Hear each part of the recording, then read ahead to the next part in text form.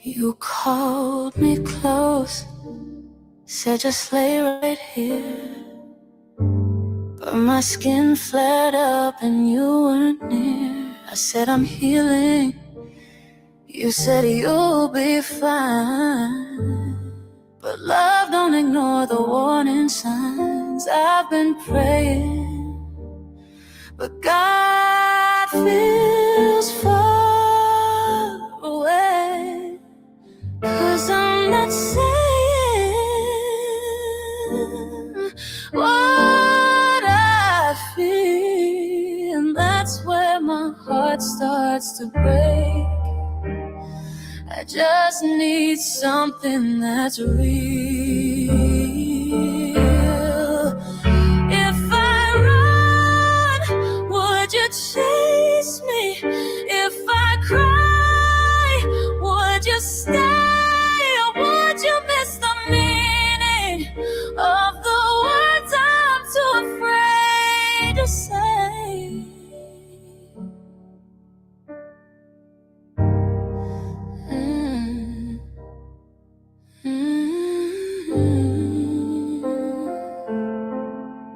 You pulled me in like it meant no harm, but the cats made fire on my arms. I said I'm fragile, you just exhaled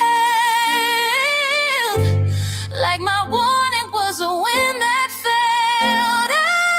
I've been reaching, but love slips through my hands like I'm just sinking where I stand. And that's not what we said this would be. I just need someone who sees me. If I fall, would you hold me? If I leave, would you pray? Or would you lose the moment while I quietly drift away? I need you to fight for me, not just say it's too much.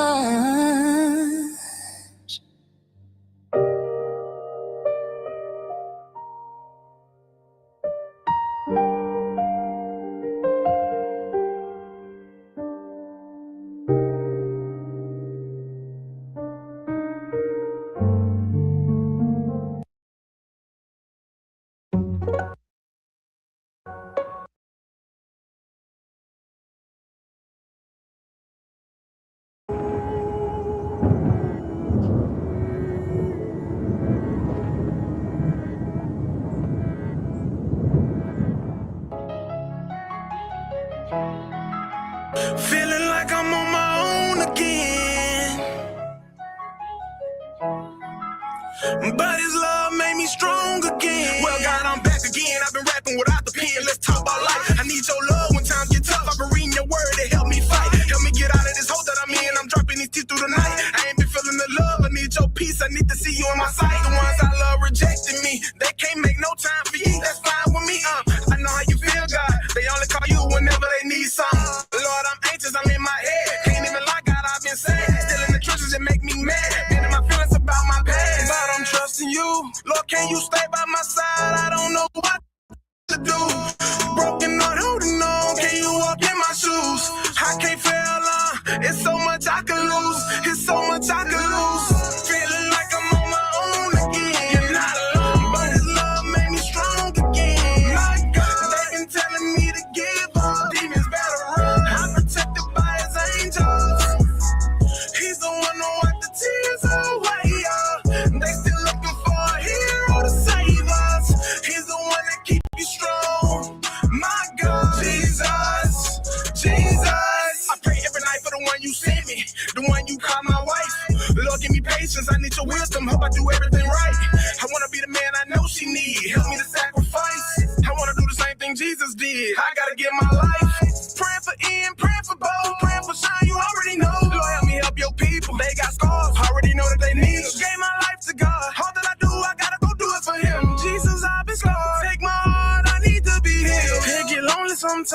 That's why I need you on my side. No, I can't do it alone. I got in your word, the only thing keeping me strong. I need your peace, I need your grace. I hit my knees, I gotta pray. I can't lie, I feel your presence, do all I can to see your face. Feeling like I'm on my own again. You're not alone, but his love made me strong again. My God, they've been telling me to give up. Demons better run. I'm protected by his angels.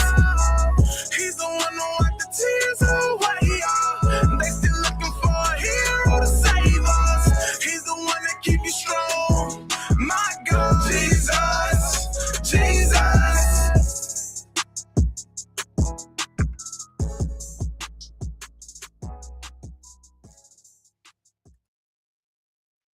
We have got to the point.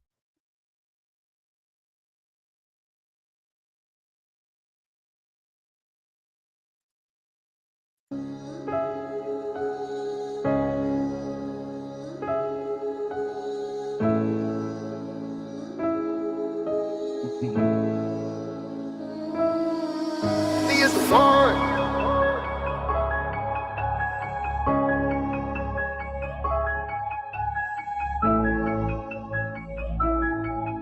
Yeah.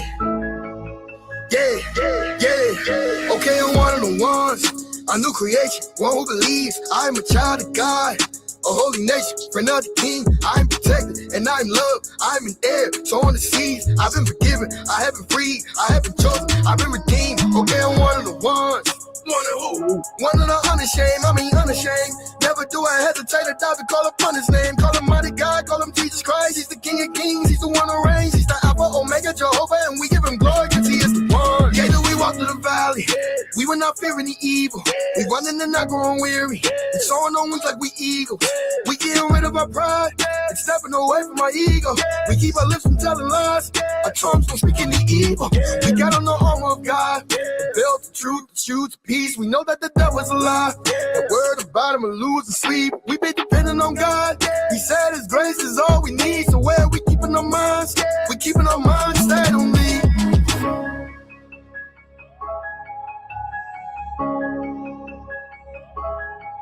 Cause he is the one.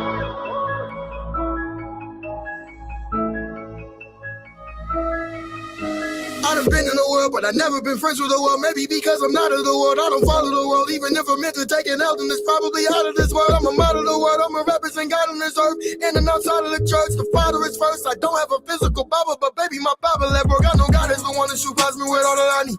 That is through Jesus Christ, and I'm certain that all things are possible if you believe. So keep on speaking life. I know from the love of God that nothing can separate me. Not even death, either life. I know poverty catches up with you, my slumber or sleep. So I'ma just sleep at night, and the Lord is my strength. But who should I be afraid of? I fall on my knees and repent. He's better than what I done gave her. If I am the one being sent, Satan gon' see what I'm made of. Man, if you had any sins, I'm telling you now, he would change her. It's a delicate thing when I say I'm a step for the king. I put that on everything. With a mess, I'm clean. I don't mess with the devil, it stings. I love and respect Elohim, he be setting us free. We know that all things are working together, declare and decree. Do you know of all things God is preparing for me? No, it's never been seen.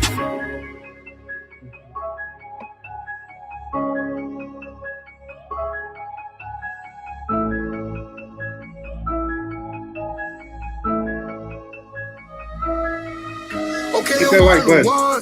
A new creation, one who believes I am a child of God. A holy nation, friend of the king. I am protected and I am loved. I am an heir, so on the seas. I've been forgiven, I have been freed, I have been chosen, I've been redeemed. Okay, I'm one of the ones. One of the unashamed, unashamed. Never do I hesitate or doubt to call upon his name. Call him mighty God, call him Jesus Christ. He's the King of Kings, he's the one who reigns. He's the Alpha, Omega, Jehovah, and we give him glory because he is the one. All right. Hey, yo, what's good, gang? What's good? How y'all doing out there? How are y'all doing? What's good, family? Greasy gang, we back. We back. We back for another one on this Sunday evening. We back for another one on this Sunday evening. Dropping the building, please hit that like. Hit that subscribe button, share the live, whatever you feel like doing, bro. Let's do it. You see what I'm saying? Welcome to Kickback Sunday, bro. Last, love, real talk. That's all we doing. You know what I'm saying? We just here. If you hear my voice right now, that means you done survived another week. You see what I'm saying? You gotta be proud of yourself. Another week of foolishness, another week of bills, another week of group chats. You know, you up. You up. You feel me? You up. You done survived texts from your supervisor breathing down your neck for no reason. So go ahead and grab a plate, you know what I'm saying? If you eating this time of night, you know, grab a drink, keep them shoes off, you know. And we just vibing tonight.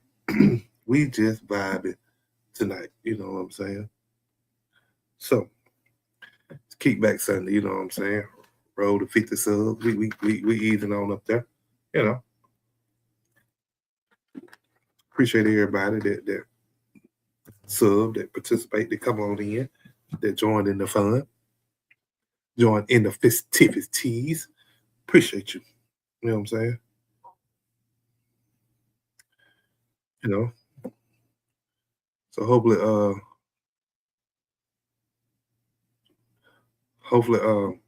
on, look at it. I'm sorry, I got a little sidetracked. Yo, but you know, you paying if you ain't here, bro. Drop where you from. You know what I'm saying? Drop where you tuning in from. You know what I'm saying? Or drop what you're eating on. Drop what you're drinking on. You know, just drop something in the chat. You know, just let me know you in the building.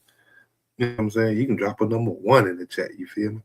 I like the number 4 or 6. You know what I'm saying? That's just me though. You know, but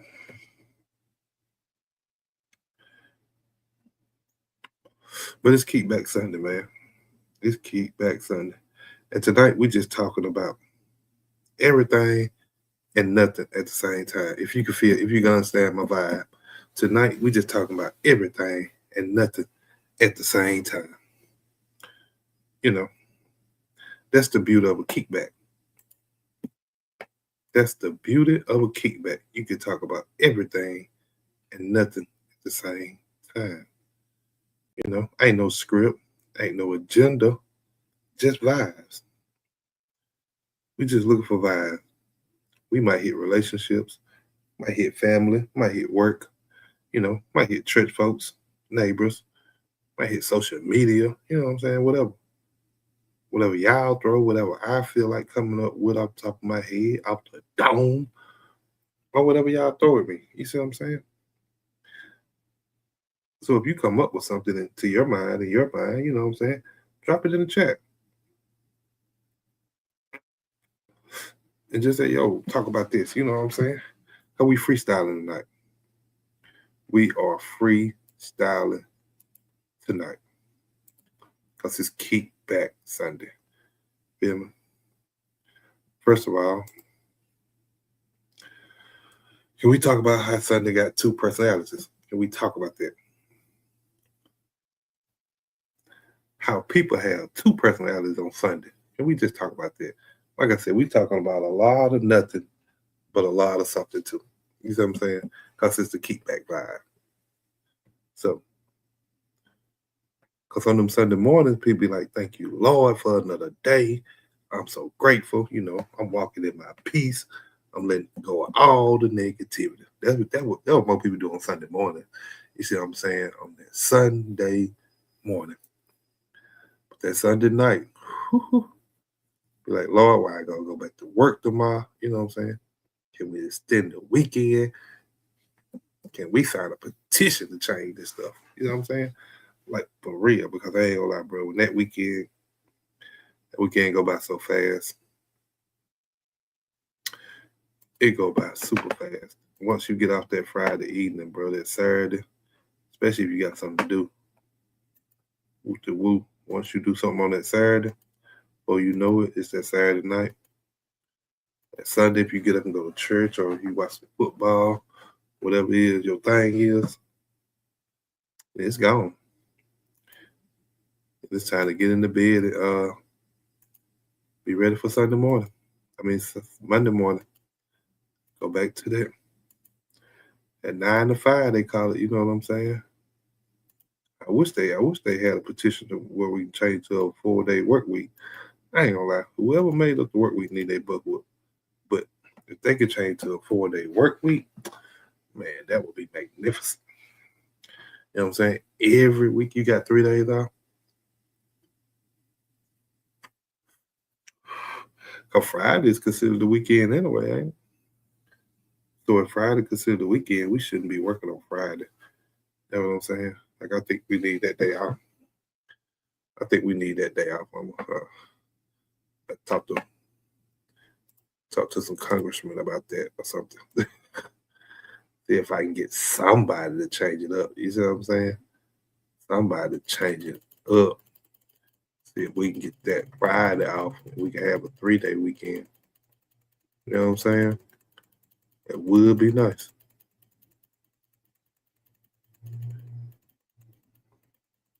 But if you ever know, like,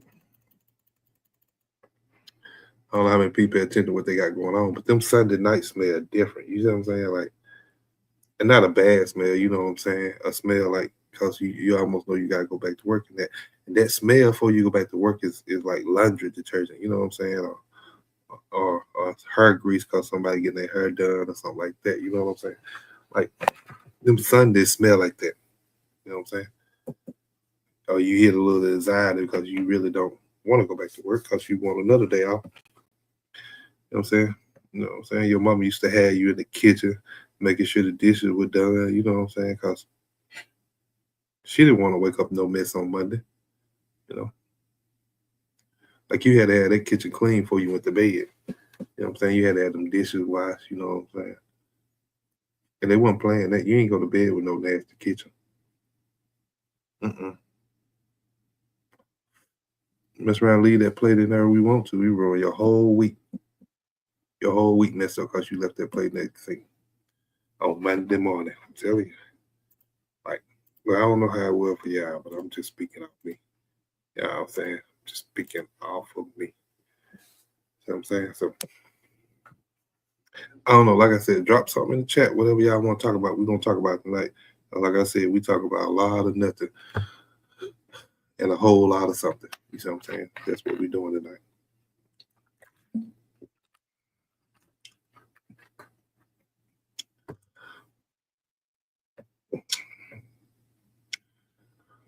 Like, and I don't know if y'all realize it, like every black family seem to have that same bottle of pine sol, you know, that been in that cabinet. It seemed like it been in that cabinet for years. You know what I'm saying? They got it under the cabinet. You know, you had to put that pine sol on the floor. You know, on the kitchen sink, you know, on the countertops. You know, that's what you had to use to clean up with. You know what I'm saying? Like it'd be the same bottle, halfway gone, but never empty. It was almost magic, and like it refilled itself. You know, that pine sol and that Blue Dawn. That Blue Dawn dish soap. I don't know how many of y'all remember that, but that pine sol and that Blue Dawn dish soap. Shoot, them two things almost outlive you. For real. Like you move houses, they move with you. I'm telling you. Like that's the generational wealth right there. That pine sol and that Blue Dish Dawn soap. I'm telling you. Like for real.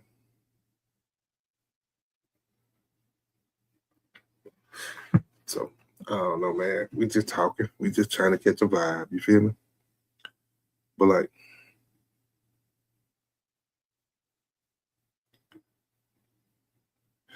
you ever gave somebody directions to a place because you were familiar with the place because you from the South. You know, somebody asks you for directions and you give it to them, and you giving them directions off places that don't even exist no more. Places that you knew used to exist and they don't no more. And you like, hey, go down there by the corner store and take a left, and then the corner store is ain't even there no more. You know what I'm saying? I'm saying you're gonna tell somebody, hey, go down yonder, you know, past where the Piggly Wiggly used to be. You know what I'm saying? And they already lost because they don't know nothing about where the Piggly Wiggly used to be. You know? And it's like, what they supposed to see now? They lost because they looking for the old Piggly Wiggly. And it ain't even there. That's how they do it in the South, bro. They just be giving directions like, oh, man. You know what I'm saying? You're going to tell them, yeah, you're going to pass where they used to have a parade at. You know what I'm saying? And then keep straight till you get to the tree that's struck by lightning in 98 years. And then make a left by old Miss Johnson house. Like, she don't live there no more, but her spirit still do. Like, what? Like, Southern directions, like, be like a history lesson, bro. Like, for real. Like, if somebody ever give you direction that's in the South, it's like you getting a history lesson wrapped up in it. You don't just get there. You learn who divorced who used to own the land, and why, and the way, and all this and that. Like, it just be crazy.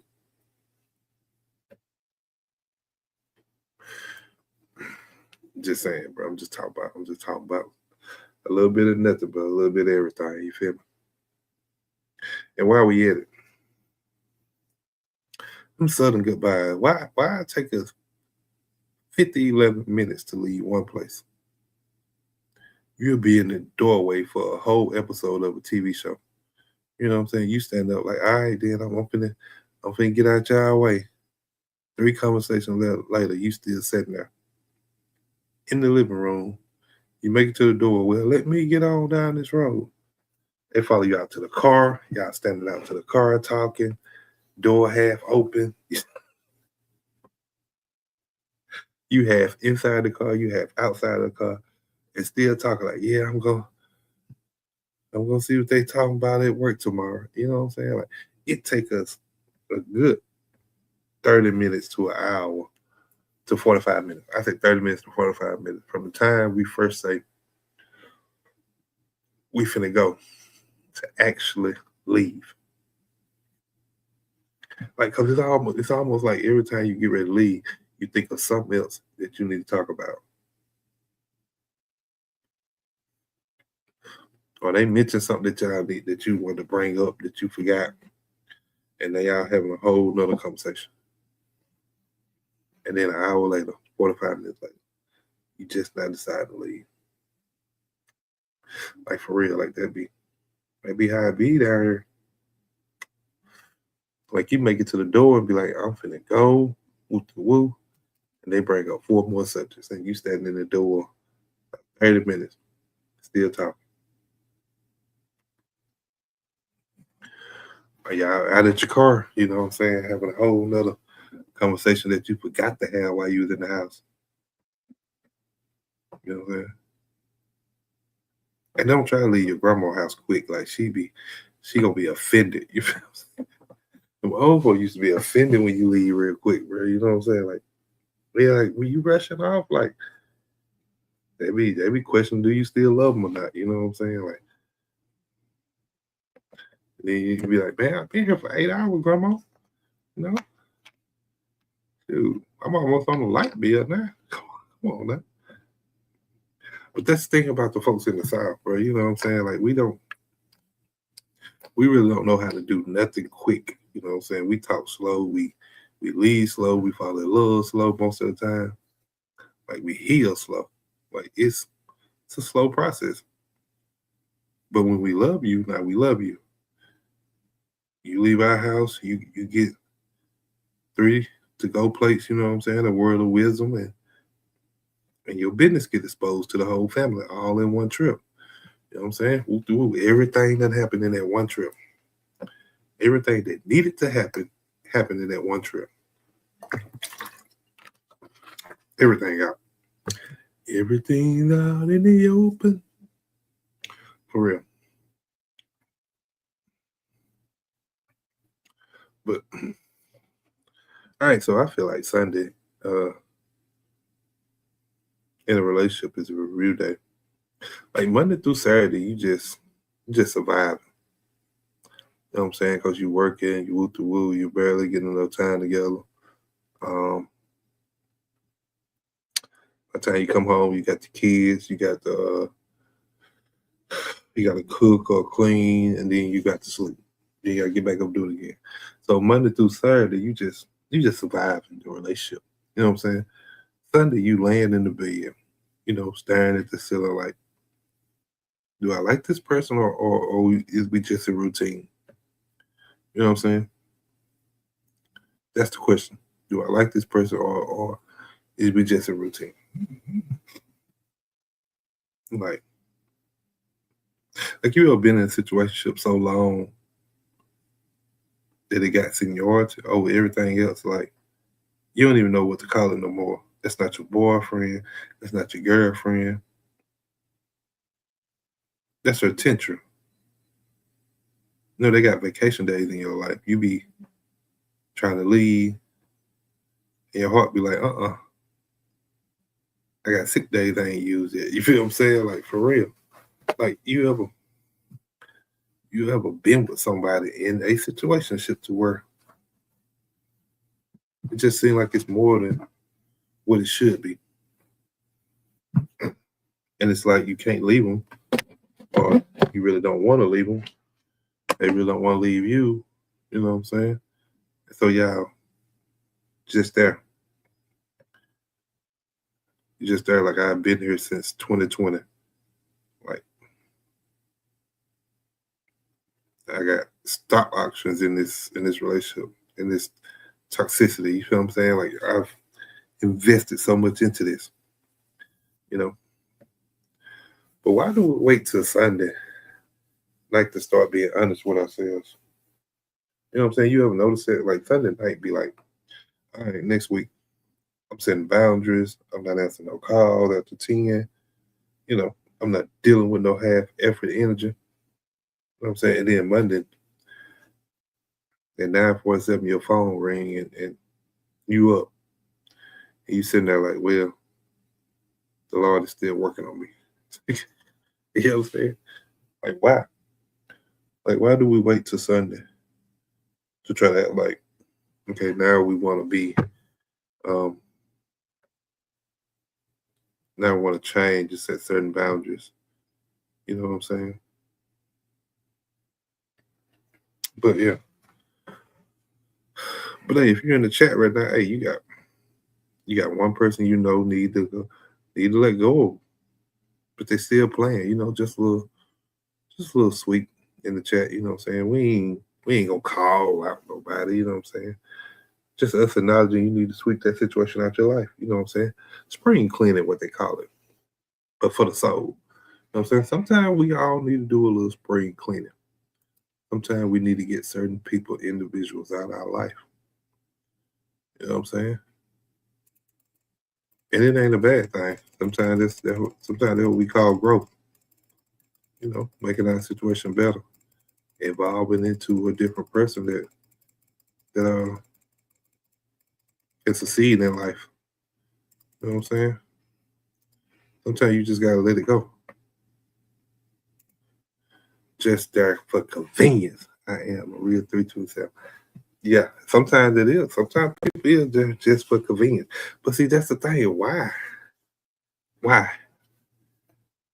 Why would you stay in a situation just for convenience? Like, what does that do to your mindset, to you as an individual? Because at what point do you say? Because I don't think convenience is happiness. You know what I'm saying? Just my opinion, but I don't think convenience is happiness. So if you actually want to be happy, at what point do you say, I got to stop being here for convenience and I got to actually seek some happiness for myself? You know what I'm saying? Like, there's nothing, and a lot of people just so afraid to do that spring cleaning because, to your point, a lot of them, I think, is scared to start over.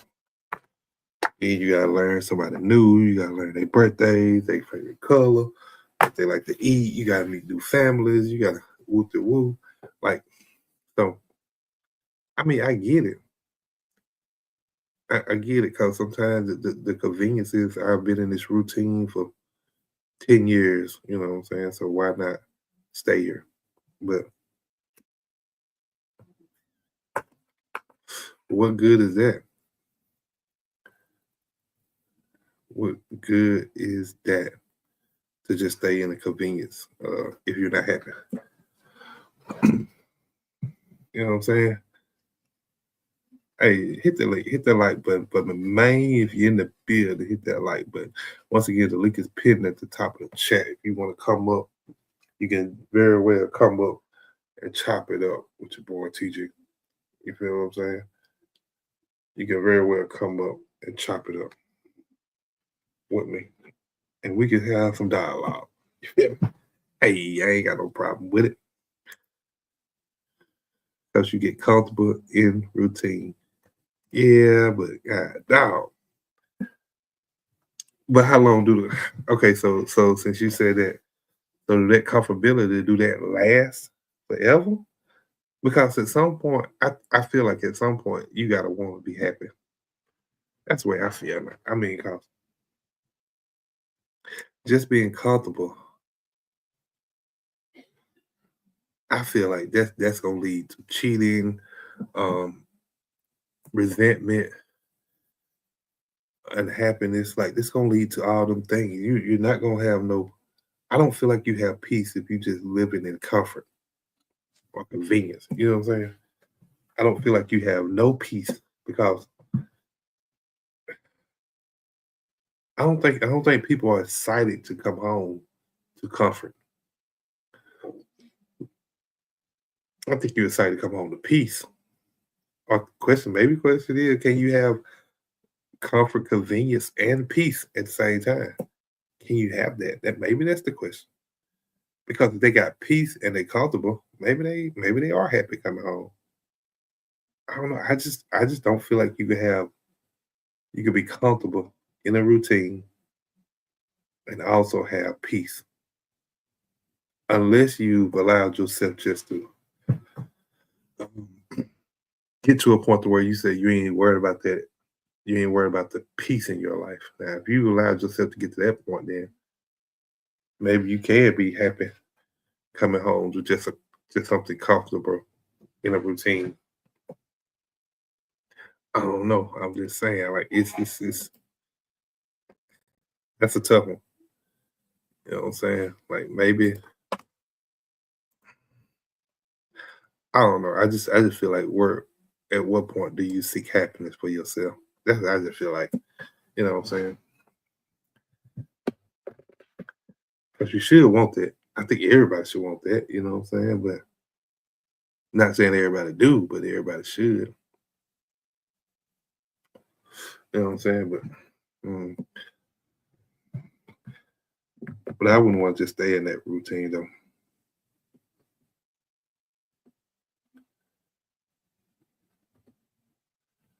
But real talk though, sometimes people stay tired of people because maybe they scared of the quiet. No, not because they so great. Because we don't know who we are without all the hoopla. You know what I'm saying? It lasts until someone gets tired and starts to take accountability. Hey, that's a great point. That's a that's a great point there. Now, you right on that one. You right on that one. So now because I'm comfortable in a routine. So now I'm sitting here and I'm waiting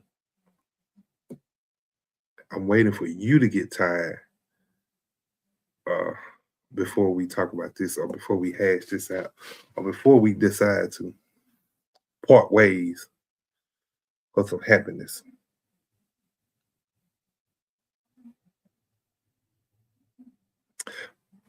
Because the accountability only gonna come when to your point when somebody's tired because now we're putting it on the table of what the situation is and what it entails.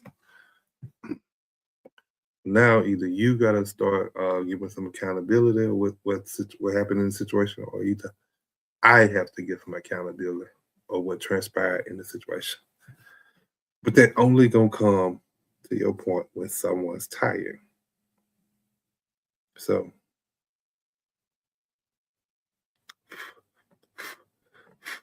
So if both of us sitting here comfortable, and let's just throw a scenario out there. Let's just say both of us sitting there comfortable and both of us are waiting on each other. Will it ever come out? If we sitting there waiting, if I'm sitting there waiting for my significant other to get tired, and she's sitting there waiting on me to get tired, and we just going through the motions, going through the routine, and that's the case. For you know it, that's a life gone to waste. You might be 50, 60 years old, and and a wasted half your life waiting on each other to get tired. Some people get stuck because because of what? Some people get stuck. Yeah, but get stuck. How you get stuck? How do you get stuck though? You get stuck on by having kids or by having bills or you know how do you get stuck or you just stuck because you're too scared to change the routine? Which way are you saying they get stuck? Because cause some people do get stuck, but uh,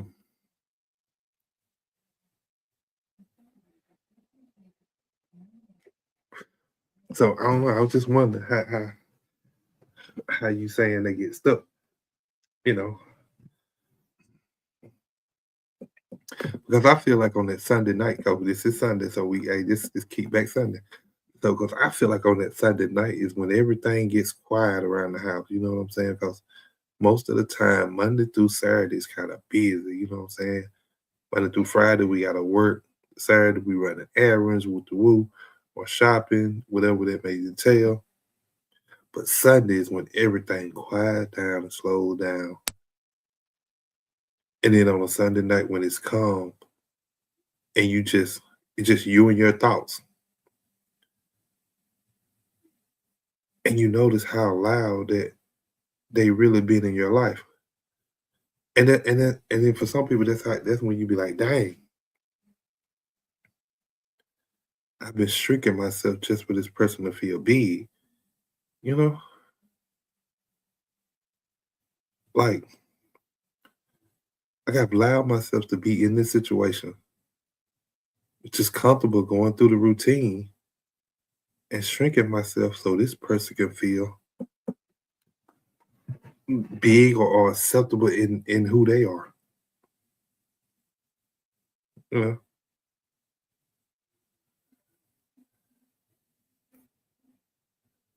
So I don't know. I'm just talking about a little of nothing and a whole lot of something. You feel me? So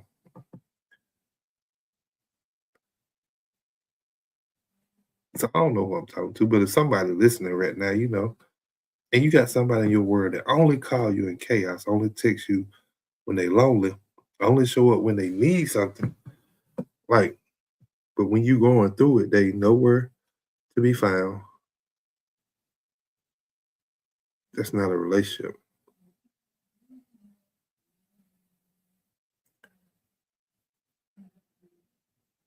And it might be time to cancel that, whatever that is y'all got going on.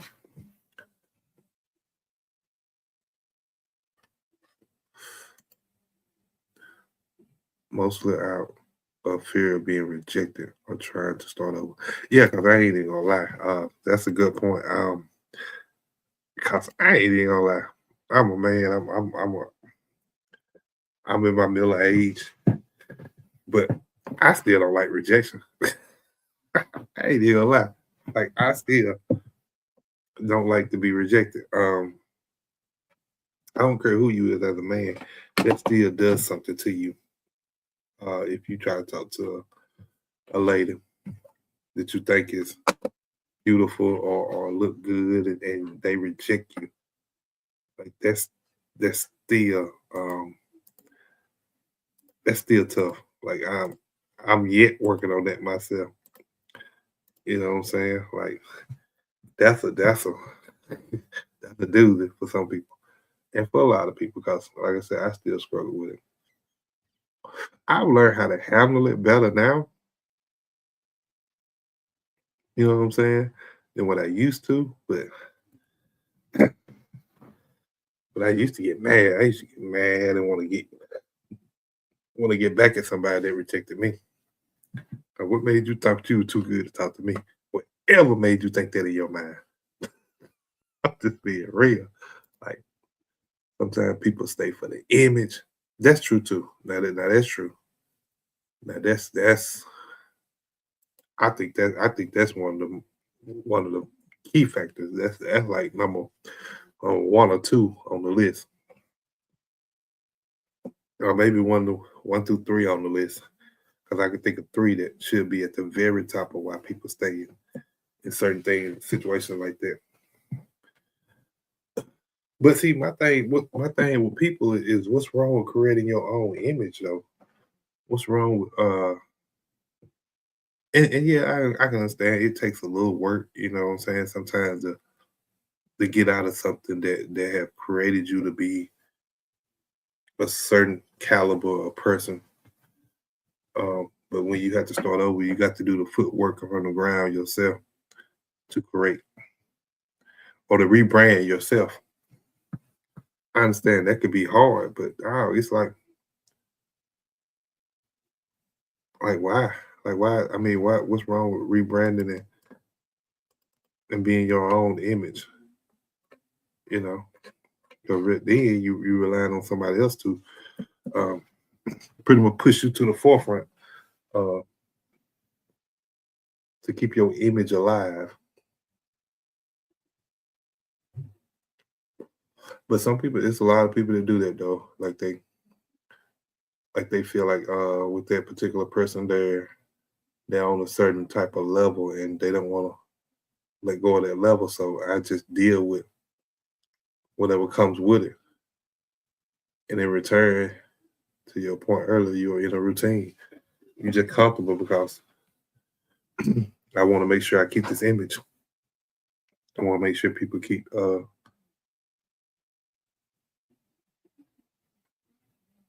I want to make sure people keep seeing me in a certain light. You know.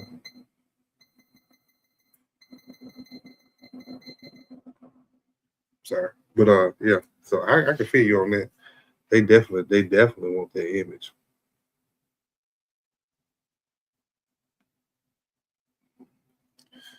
But we just talking about it, man. We just talking about it. I appreciate your comments though. Appreciate you for tapping in. Appreciate you for commenting.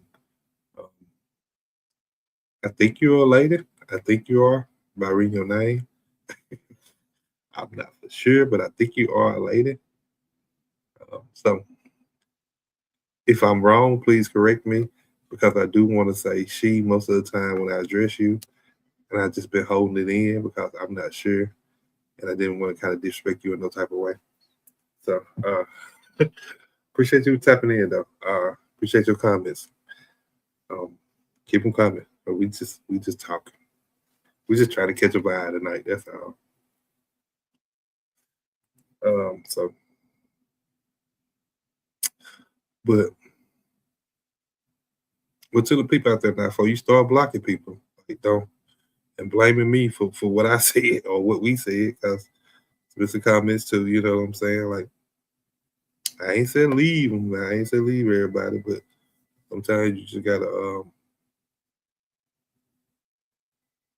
think. You know,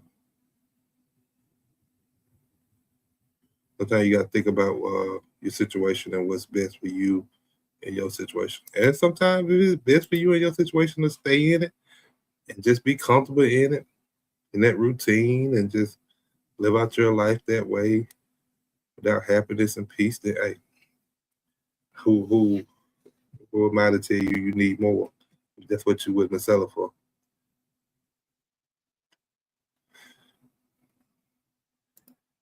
This whole marriages that exist for the purpose of image, there is no love. You're right. You're right. But see, my thing is that's to me, that's the marriages that get down the road and end up in divorce like 20, 30 years later, and you see them, you'd be surprised they end up getting divorced because they in the limelight of things, in the public eye, they've portrayed this perfect persona to be this fairy tale marriage. You know what I'm saying? Like in people's eyes, they this image is great. Okay, I'm sorry. Yes, I am in one. Okay, thank you. Okay, good. Yes, the name is I Am Aries. Okay, I Am Aries. Okay, I thought they were Marie's.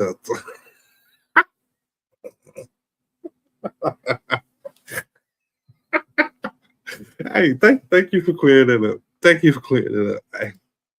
Hey, are you from Mississippi? You from Mississippi? I just want to know where you tapping in from. I just like to know because I just like to know sometimes. I'm sorry though, but it is whole marriages that exist off of that. You know what I'm saying? And then it's marriage that exists just off kids too.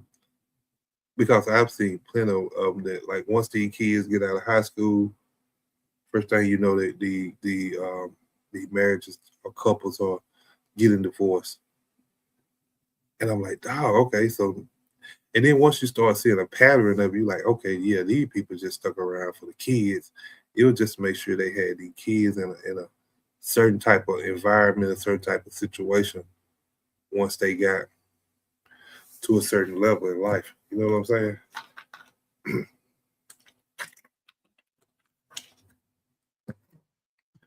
So, I am Aries. Okay. I had your name so screwed up. I apologize. I had your name so screwed up. I please don't be mad at me.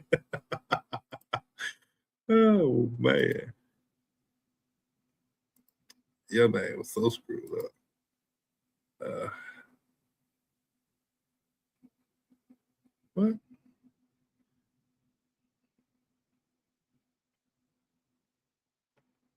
Oh, okay. I didn't know that was going on. Okay. Cool beans. Cool beans. That about an hour ago. Okay. Yeah. But yeah, I had that. Mm-mm.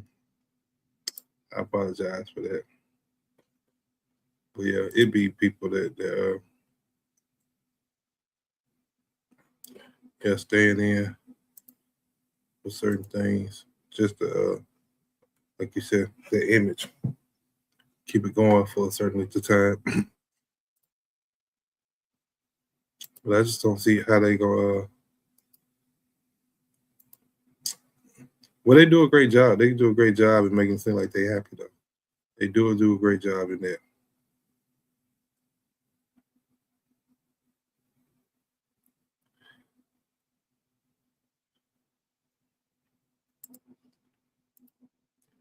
Yes, 20 years down the line, don't like each other and sleep in a separate room. Yeah, and see now that's my thing with it because I never want to get to that spot. Like I never want to get to a spot to where I'm married to you and then we end up um not liking each other and sleeping in separate rooms. Like at that point, we just might as well go on and divorce, you know. Because if we got to that point, one of us cheating. That's just what I believe. I could be wrong, but if we got to that point to where we went to the extreme of sleeping in separate rooms, that mean I pretty much don't like you. I almost hate you at that point. You know what I'm saying? If I'm sleeping in a separate room, like that mean I don't even want to be near you. Whoop de woo. We might well go ahead and get the divorce. We can go ahead and divorce. Let me go and find me somebody else to be with. You find you somebody else to be with. Whoop de woo. What's the point of sleeping in separate rooms? And to your point, I guess to keep the image up, to keep the people thinking we got this perfect marriage, but I'm sorry. At some point, I'm giving up on the image. I'm giving up on the routine. I'm giving up on the public eye, and I'm trying to find somewhere to be happy. And why stay in a relationship for the sake of the kids? Because you only teach them false narrative of what marriage is supposed to be. That's true too. That's true too. Now you do that, like, but see,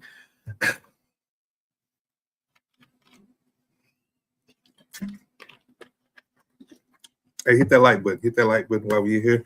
Like I said, hit the like button while we're here.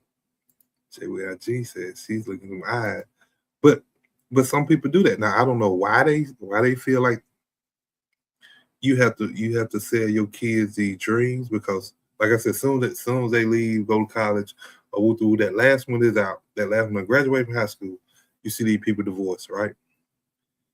So I guess you could say they sold them a narrative till they were 18 of how marriage is supposed to look. You know what I'm saying? I guess you could say that. But you saying it's a false narrative if they end up getting divorced after they leave, after the kids get old enough. You saying that's a false narrative of what a marriage is supposed to be. But I mean,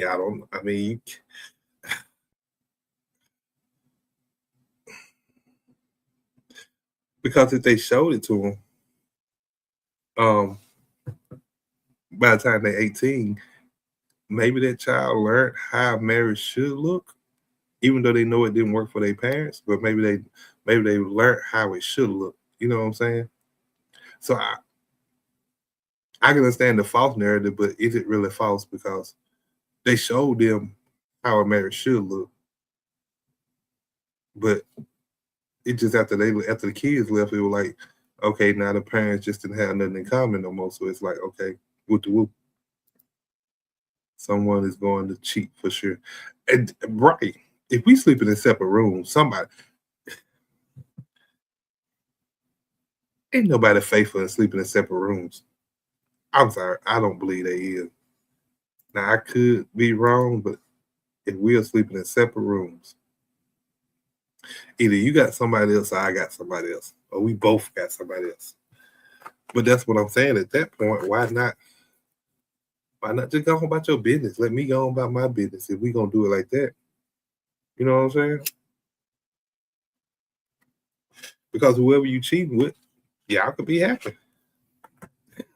Y'all could be happy because you ain't gotta sleep in separate rooms. You could be with them. You know what I'm saying? Like, nah, but I definitely agree with that. Somebody definitely cheating if we doing it like that. But I don't know, but a lot of people do stay in relationship for kids. I do know that. I've seen people staying for grandkids. I really have. Honestly, like I've seen them. I've seen them stay in relationship for grandkids, knowing that they're not happy, they don't want to be there. Woo to woo. They're allowing them. They're allowing the man to do whatever he want to do, knowing they ain't happy. They hearing all the backlash from it, but and I guess to your point earlier, the image, just to keep that image alive. We've been in a relationship for 20, 30 years. I don't want to let go of this image.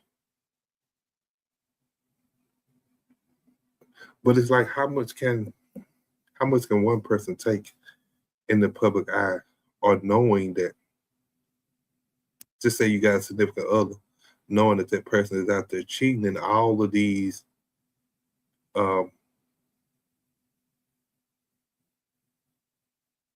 the festivities that he's doing out there is coming back to you. You know what I'm saying? And you willingly knowing, how much can you take of that? How much can any individual take of that? You know what I'm saying? Like, and then who knows? I mean, you might could take a lot if you don't care. Or if you put yourself in a position to say, okay, I don't even care what you do no more. We'll do it. We still married. We good. I don't care what you do. and we're gonna stay together for the sake of the kids, the grandkids, to keep this image together of our family. Mm, that's tough. That's tough. That is tough, man. Let me pin the link again. That's tough. Like I don't know how much I could take of that. If I say if I'm married to this woman now, and every time I turn around, I'm hearing what she's doing out there in the street. You know what I'm saying? Unless I'm doing it too. The link is pinned in the chat, bro. If y'all want to come up, chop it up, woo the woo, you know what I'm saying? We talk about a whole lot of nothing and a whole lot of something at the same time. You know what I'm saying? Anywho, but see, I don't know how much of that I could take, but the only way it seemed like it would be feasible to me if I'm doing it too. You know what I'm saying? Like if I gotta hear all about all your festivities because you doing yours in the limelight. You doing yours in the public eye. You ain't trying to hide it or nothing, you know what I'm saying? Like, and if I gotta hear all that, like, come on, man. I don't know. I don't know if I can take that, but children learn what they live, and I say false narrative because of the image. Okay, yeah, yeah, yeah. Now we're going off the image. Yeah, that is false. Yeah. But see, if we say they learn what they live, then if that mother and father has stayed together till they got till them kids got ready to graduate, or till they have graduated, then can we say they learn how to have a good family and just you know just live in it till you get everything else out of the way? You know what I'm saying? And I'm saying till you get the kids out of the way. So can we say that they learned that by living in a situation like that? Hold up. Let me add it to the stage. Hold up. We got one person want to pop out. Okay. Oh, for coming up here. Mic check, Miss Studio. Can you hear me okay? Yes, ma'am. Yes, ma'am. How you doing? I'm doing well. What are we talking about? Good. We talking about a little bit of something, but a little bit of everything too at the same time. You know what I'm saying? But right now we're talking about dynamics of why people stay in relationships and what their kids may see from it. You know what I'm saying? I am Aries is making some very great points on this stuff. So we just talking about that right now. Okay. If you read the last comment, she said children learn what they live, and she said a false narrative because of the image. So she was saying that parents teach kids false narrative if they only stay there for the kids, and when the kids graduate, they end up getting divorced. I agree with I am Aries. I agree with it because, like, Hey, a lot of hold up, before you dig into it, I'm sorry, and then I'm gonna let you rock out. What did you think her name was? Did you read I am Aries when you first looked at that? yeah, it literally says I am Aries 3287. Like, what did you read? Okay, I don't know. I read, Like, these are I read, words. I read I am Maria or something, Marie's or something. Like I had her name all mixed up. I ain't gonna lie till she told me earlier. I had her name Wow. all mixed up. I just want to know. Go ahead. I'm sorry. Go ahead. I What don't you know what I saying? was saying. You saying you agree with her on that that's a false narrative that they're feeding into them. I agree because if you look at any kid that came from a divorce, and divorces get messy. Yeah. A lot of times, you will hear these children who are now adults say, you know, my parents had to make me choose, or they have like a stipulation on relationships, and they often don't want to get married themselves because of what their parents went through during a divorce. Um, it's very easy to see that the parents, because of their disdain for each other, they kind of bring the kids into it in a way. And there is like a false narrative, right? There is like a fakeness to it. It's not, and because you're a child, you don't know that, you know what I'm saying? You don't see that until you become an adult and you have to deal with your own relationships. But these divorces bring about these broken kids who turn into broken adults who don't know how to fix the fear that they have of marriage because of these lies that's been told and like these separations with their parents, right? Or even like even when the parents aren't even like married in the first place and they just shacking, you know. So yeah, it is like it's fake on every level because some people like even stay in a marriage just for the kids, and to put out this image of, oh, we're unified. You see that a lot like in pastoral marriages. Sometimes the marriage is falling apart and one party or the other is cheating, or both, right? But the kids like are caught in the middle because of the image that they're projecting to the world. You know what I mean? Yeah. You see it a lot of celebrity marriages and it comes out later, you know. So I agree with I am Aries because people do learn how to fake it in public and to suffer in silence because they don't want like that backlash. They don't want to be in the newspaper or talked about by the congregation. Like, who wants to be in the limelight for something bad, right? So there is an image that people put out because they're afraid. I agree with that. So what do you think about if you get to a point, because she made a point a while ago where, let me see, bam, she said 20 years down the line, don't like each other, sleeping in separate rooms. Would you do that, or would you just try to seek for a divorce at that point, or like Under what what context? you? Like, I'm married and it's not going Yeah, great. we talk about on the premise of being married. Yeah. If I'm married and it's not going great, yeah, we might sleep in a couple of rooms, in separate rooms, like if we have like a heated argument. But the Bible warns us not to stay separated like that for too long. Don't let the sun go down on your anger, at least the devil tempt you. That's how divorces happen when unresolved issues in a marriage are, you know, unresolved. You know what I mean? So, Yeah. I wouldn't be, me personally, I wouldn't be sleeping in another room for too long. You know what I'm saying? Because we're gonna talk about it, and I'm gonna keep talking about it until it get resolved. If you love that person, that's what you would do, right? But I understand that sometimes people have resentment. Like, you can love somebody and resentment will grow, and you may feel like, well, I don't want to deal with the riffraff. I don't want to deal with the whining or the complaining or the moaning that this other person is doing, and that might be a reason that people tell themselves that this is a reason that I shouldn't talk about this.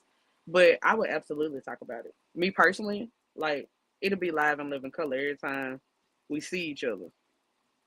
It'll be like, oh yeah, and remember the last time we spoke, we talked about this, like, every time on site. Mm. So now I wouldn't think that's So, me.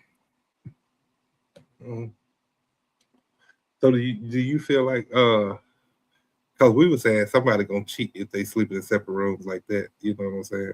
Especially if it's a long period of time, or if we got to a point to where we definitely don't like each other,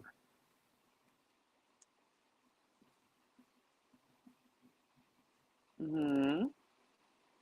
you know. So I don't know. I feel like somebody gonna cheat there. If we sleep in separate rooms, I'm at that point. I'm like, what's the point? Because I never want to get to that point to where I'm sleeping in separate rooms with my significant other. Like, if I got to do that, then I need to be. I don't think I need to be there anymore. Uh, that's just me now.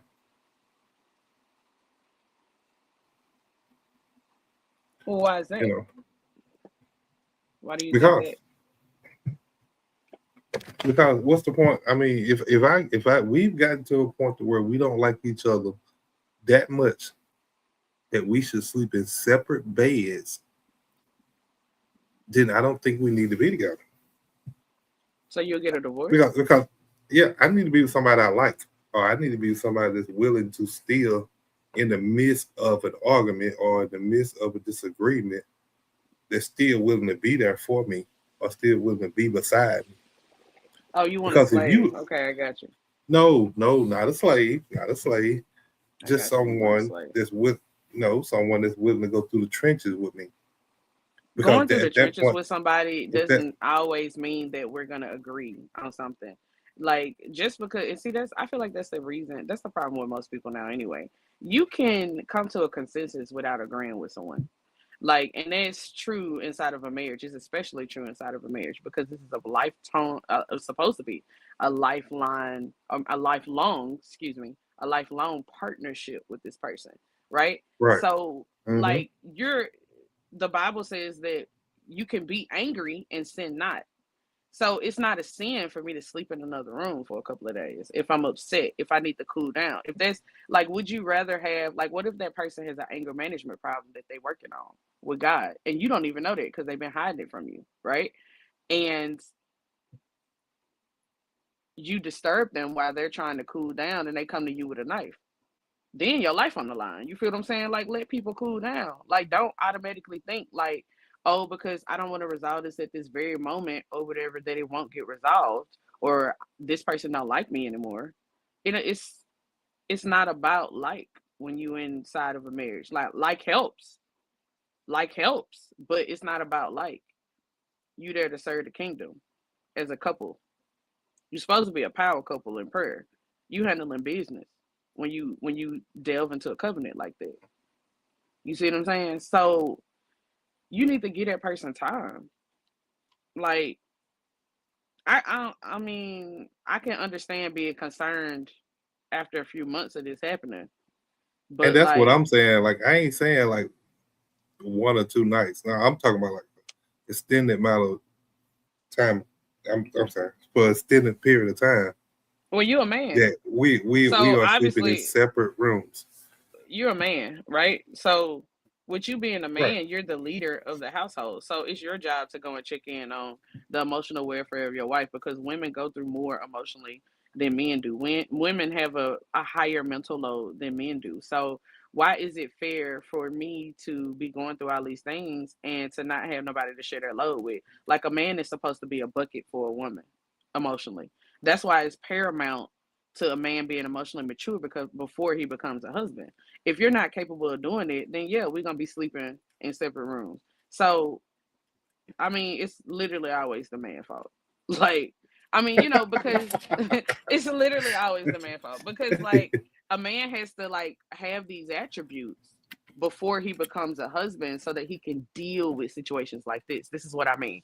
I'm not saying that women don't do no wrong. I'm saying that a man should be able to diffuse this. A true husband, a man of God should be able to diffuse these type of situations, and it shouldn't take that long. But if that's a weak area, and this man is already a husband, then of course there's gonna be like this resentment. There's gonna be this separation, and indefinitely probably. You know what I'm saying? Because you don't have Mhm. the skill set as a man to hold your wife, to keep your wife. And I'm not saying keep her in a marriage. I'm saying to keep her emotionally. You know what I'm saying? Mm. So I mean, to a man, I would say man up. That's your fault. You need to read a book, and the book might need to be the Bible, so you can figure out Mm. how to deal with your wife. Okay, okay. So do you feel like food fixes arguments? Do I feel like what? Food fixes arguments. Food only fixes arguments if you're in idolatry and that's your God. If food is your God, absolutely, every time. A good meal make you forget everything.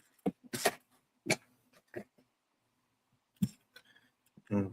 But Okay. realistically speaking, I don't think so. Yeah. I think communication, understanding, patience, sacrifice, um, loyalty, humility, that's what fixes it. The fruits of the spirit. From from both I feel like parties, being right? mature, yeah, from both parties. I feel like being mature in the spirit is what fixes it. Giving it to God and laying it on the altar is what fixes it. That's why a lot of these people are married for so long.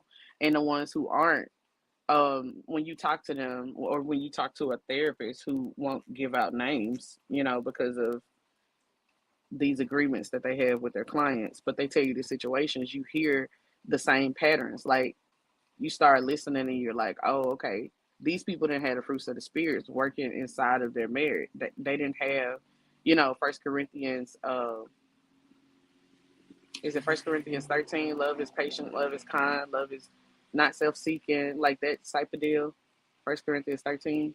Yeah, people should read that because like those things are what reel you back in, so that you can remember that this other person that you're dealing with, that you're married to, that you're in covenant with, that is your lifetime partner, is also a human, just like you.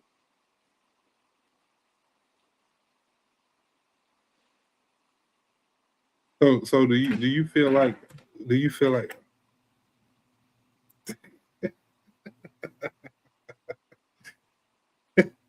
he said, Thank okay, Miss you. I am Studio, Aries. preach. I am married. You need to come on up here.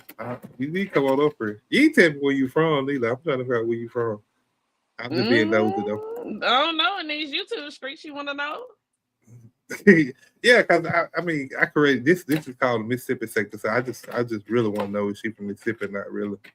I You know don't what I'm know. saying? It don't Mr. matter Sugar where she Walls from. from Mississippi. Nah, you know what I'm saying? It really don't matter where she from. I just wanted to know because that was the whole thing when I created this to try to get more people from Mississippi to tap in. So it just be a plus. That's all. I'm just it don't really matter. But I was gonna say something else. Since she said that, and in my mind went to where it always go. Everybody always talk about y'all came to the studio. um, It's been a I was minute. gonna I've say been on a something else too. hiatus. Yeah. It's been a minute. I ain't been live since Wednesday, I think. So yeah. I should say something. Hey, where did it go? Where did it go? I was gonna say something. Oh, okay. Do you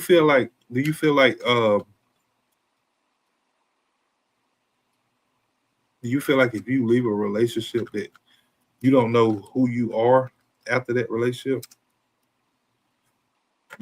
And What? that could be why some people I'm saying, do you feel like you're in a relationship, right? And you feel like, okay, if you leave it, you feel like you don't know um, who you are once you leave that relationship. You know what I'm saying? Could that be why some people stay in certain situations too because they're scared to um, leave because they don't know who their identity once they leave that relationship? Could this be why people stay in a relationship because of Yeah, the lost identity? yeah. Well, this is like a multi-tiered question. Um, I personally believe that you find your identity in Christ. And Oh, I'm so from the sip. Okay. if you didn't have an identity at the beginning of the relationship, then you're the problem. You know what I'm saying? Like honestly, I don't lose who I am when I leave a relationship because my identity was never supposed to be built on a person in the first place. Biblically, identity comes from God. So, not from partnership. And that's why some people stay in relationships longer than they should because they confuse like attachment with identity. So, Hmm. leaving feels like they're losing themselves. You get what I'm saying? Like the Bible says in Acts 17:28, in him we live and move and have our being. So that means that who I am is rooted in God, not in who I'm dating. Does that make sense? And then the Bible Yeah. also says in Peter 2:9, like you are a chosen people, a royal priesthood, etc., etc. But that means that part of it means like identity is given by God. It's not sustained by any relationship that you're in with Joe, Bob, Susan, Cam. You know what I mean? So like, and then even Jeremiah 17:5, it says like, cursed is the one who trusts in man, blessed is the one who trusts in the Lord. Like it's something in between that too, but I'm getting to the point, right? And what that means is if your identity leans too heavy on a person, then you will crumble when they crumble. So it's your fault if you go into an identity. If you're having an identity crisis and you decide to get in a relationship, let alone, God forbid, a marriage, then absolutely, when something happens to that person or when y'all break up, you're gonna be broken because it wasn't that that person broke you; you were already broken. You should. They're just like that's equivalent to um.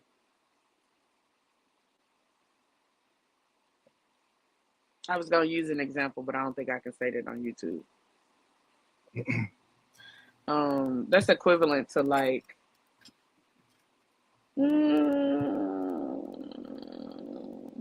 everything I want to say is like braided mature. Okay, So speak your mind. Speak it. Speak it. Hey, it's all good. Hey, in short, no, I don't lose myself. When you only lose yourself when a relationship was your identity instead of God being your foundation. That's all I gotta say about that. okay, okay. I just want, hey, like I said, we What just about don't you? want people. What about you? What do you think? She said she from the SIP. That's what I'm talking about. Appreciate you. I am Aries in. You from the SIP. Appreciate you. Um, nah, I got remember the question I gave. Nah, well, I feel like I already have an identity. I feel like my identity is me. You know what I'm saying? Like I don't look for nobody else to justify who I am and who I'm gonna be. Like, You sound real powerful. My identity yeah, is me. yeah, Don't you know that yeah. Satanists say the same thing? Did you know Well, that? I ain't got nothing to do with saying. I just know I what mean, I'm I'm just saying. telling you. I'm just Yeah, letting you know. yeah, They preach that. yeah, yeah. That's That's wild. that's them. That's wild that you said I ain't that.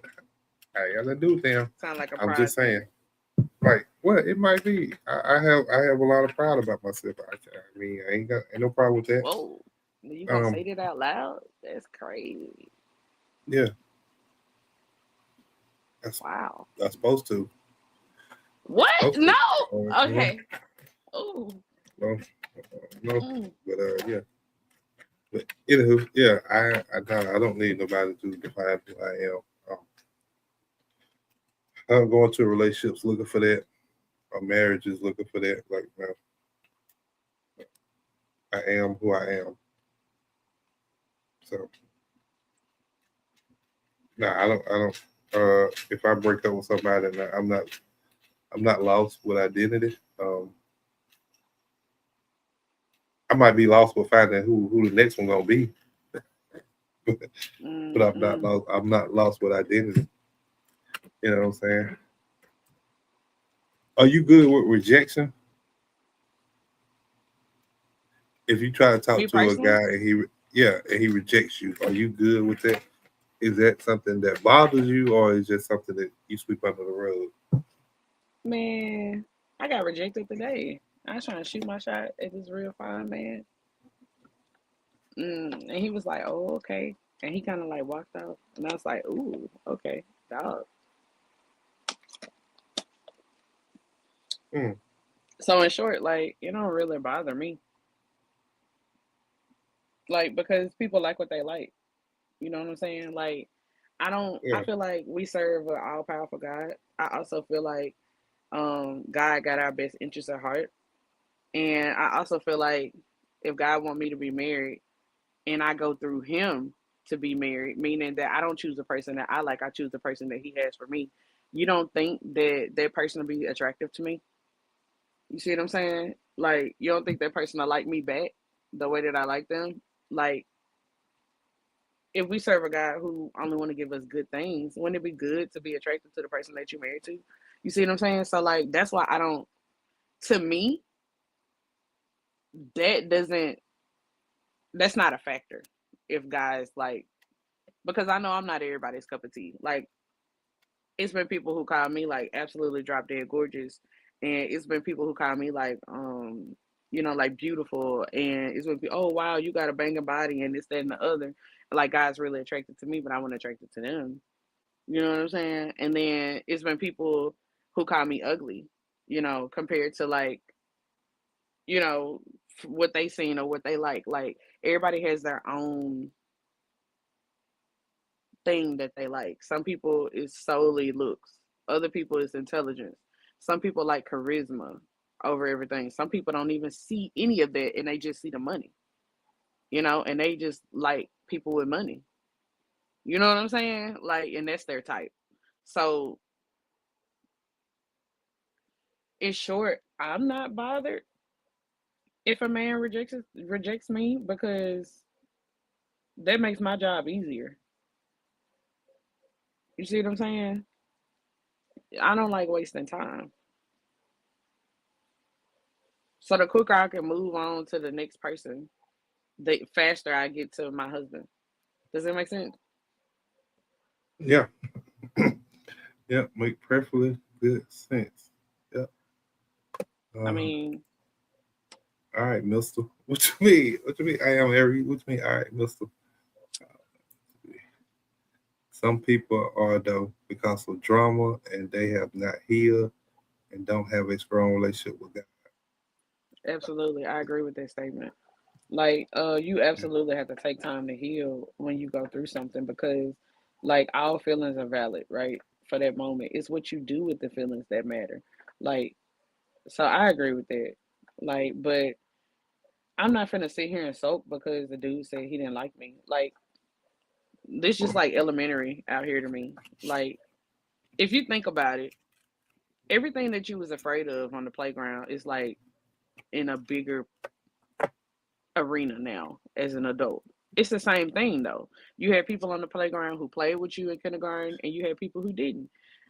You might have been an outcast, and you might be an outcast as an adult. You know what I'm saying? You might have been popular, and you might be popular now as an adult. So it's to me, it's more of the same. It's just a bigger arena. Like now, it's just not at a playground at a specific school in a specific state. Now it's the entire world. It's international. Is the playground. You get what I'm saying? So like, if Uh-huh. somebody don't want to play with me, I'm not upset. Like I just find somebody else to talk to because it's literally like 8 billion people in the world. And if you got a passport, like what you can meet new people all the time. Mm, that's facts. So why That's would I be facts. bothered? Like, oh, I don't like you. Okay, thank you, sir. Have a great day. I don't never got to see him again. You see what I'm saying? Like like Yeah. we could be adults. Like we have free will. Like I don't. What I'm supposed to do? Oh, you don't want to be with me? Pow pow pow. What? Like that don't even make sense. Like Yeah. I'm just saying you gotta be careful because some people don't like that. Like some people hate rejection. okay, I but was just I here's was the just asking. Look for that identity in relationships. Mhm. yeah, and they Yeah. do, and that's how you know a person not healed. That's how you know. Well, to me, that's the biggest indicator that they don't have God in their life the way that they should, right? They might know a person named Jesus, but they ain't got a relationship with him. Does that make sense? Yeah. Yeah. Yeah. So That like, do make sense. Huh? so why would I be? What about you? Do you take rejection well? You don't sound like you I take rejection well, being all prideful and stuff. I used to did. I used to did, but I've got to a point now to where um, I kind of brush it off now. Like Do now you? I could And talk what about way? it. Yeah, Like, I wait, could. wait. Let's stop right But there. Let's not skim on past that, like you said.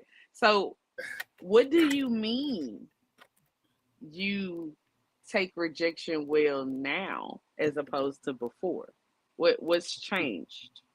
what's changed is my perception or my growth on the inside of me. What Because what is that? I used to I used to want to get even with people that rejected me some type of way. Why? Um, Cause I felt like in my mind I felt like what gave you the authority to say that you wouldn't talk to me. Like, I'm sorry. What gave you the I'm authority him. to say that you I'm could him. talk to me? I'm, Like, what do you I'm mean? him because I'm You know what I'm him. saying? Prideful. That's what I've always thought of myself. You know what I'm saying? So and so I've got to a point now to where I can verbalize it to myself and not allow it to affect me. You know what I'm saying? Like, Bro, I it used sound to like really seek it they out, got the big head but or something. now I don't seek that particular thing out now to get revenge or to try to get back at them. You know what I'm saying? But That is a horrible so way to look and stuff. Like, I mean, I'm just being honest. Hey, I'm him. it is what it is. How dare you reject me, you peasant? Right. Who are Right. you? You, Wait a you minute. see you see who I am? Like, come on now. I mean, but what if I'm I don't sorry. want you? Like, I'm and sorry. you like, what if I don't want you? So that's what I'm saying. Like, you be saying stuff on here that be making me feel like if you could, you would like tie a person up in the dungeon. Oh Like, nah. I feel like if that was legal, I feel like you would collect women. You know what I mean? Like, you be saying stuff. Wow, maniacal laugh. That's what we doing? That's crazy. That's Because crazy you that funny. you just You maniacally funny. laugh. Like, I mean, but You why was your funny. reaction a maniacal laugh? Like straight Mojo Jojo. Because Like, that is hilarious. Because I know I wouldn't do that like that. that's hilarious because that's Like exactly what I would do if because it were inside of me, legal. I'm really a kind soul. Like I don't want to. I ain't trying to hurt nobody. But You just said that you sought no, revenge. but see, What? my revenge used to be in my mind. It used to be like I'm gonna figure out a way to make you talk to me, and then just allow you to realize that I'm still, you ain't better than me. That was It my ain't about revenge being used to be. better than you. It's To about me, it you're not was my like type. Wow. like I'm just saying. To me, it was peer pressure is a thing, Knowledgeable. to especially in the South. It is peer pressure is a thing in the South. It really is. It really is. Like you got to be careful who you hang around in the South. Um, or you just got to make sure you have a strong mind. You know what I'm saying? Like them two things. So, but yeah, nah, that's just what it used to be. I'm sorry, it is what it is. But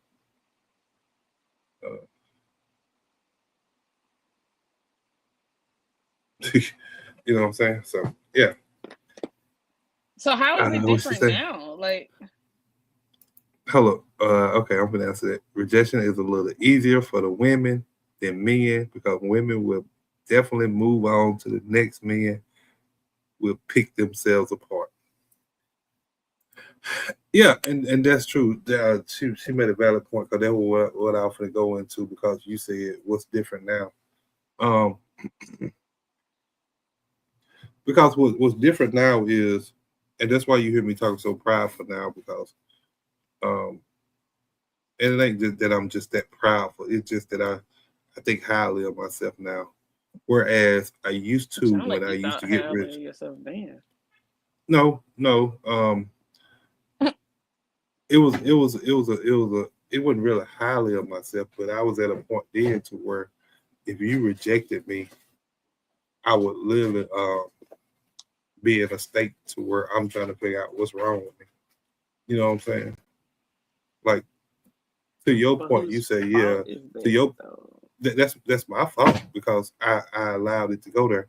But to your point, back then, I didn't feel like um people just had a what's the word I'm looking for? People just had a No. particular taste or type of person. Have You know what I'm saying? Have you ever had a So, particular taste of type of person? hmm have I ever had it? Like, Yeah, yeah. so But if you had a particular type or of a woman that you would like, what made you feel like they wouldn't? You don't see how because that's like I felt like I hypocrisy? was, yeah, but I felt like I was that type. I felt like I was, even though I might You felt not have like you been. was So, everybody so type? Yeah, I feel like I would. So once Do you I still feel got like you rejected, everybody type? no, so once I got rejected, I would literally sit in front of a mirror and look at myself and try to pick myself apart to figure out what's exactly wrong with me. You know what I'm saying? Like, am I too ugly? Like, am I too dark? Or is my hair too soft? Or my hair too long? Like, whatever you can think of. You know what I'm saying? Do I need to wear glasses? Do I need to wear contacts? Like, whatever you can think of. Do I need to lose weight? Do I need to gain weight? Like it should be series So of you was a questions. people pleaser. That, well, You was a people I pleaser. I ain't gonna say a people pleaser. I That's what just we felt call like, it. oh, that's what you called it? Okay, then. Well, you Yeah, can because say you that care then. way too much I about what just, people think, like to your detriment, like to where your introspection is like literally changing who you are to appease to a specific person. Oh, well, she don't want me. Let me see what I can do. Well, I could go get a haircut, and then I can go on this 60-day fast, and then I'll just eat strawberries for the rest of my life, and then I'm gonna ask her again. She gonna love me then. And it's like, what? Uh, are you okay? That is a really narcissistic way to think. Like, well, I ain't gonna, if you want to call it that, I'm glad you're not like that no more. You say you're not like that, right? no, I ain't like that no more. Like, no, Okay, I good. didn't graduated from that. What did you graduate to So is the better question. Like, is it a worse version of that? no, I just graduated. I just graduated to the point to where I realized that everyone is not for everybody. Like people do have certain tastes. People do believe that certain people ain't for certain people. So, and I don't get mad at rejection no more.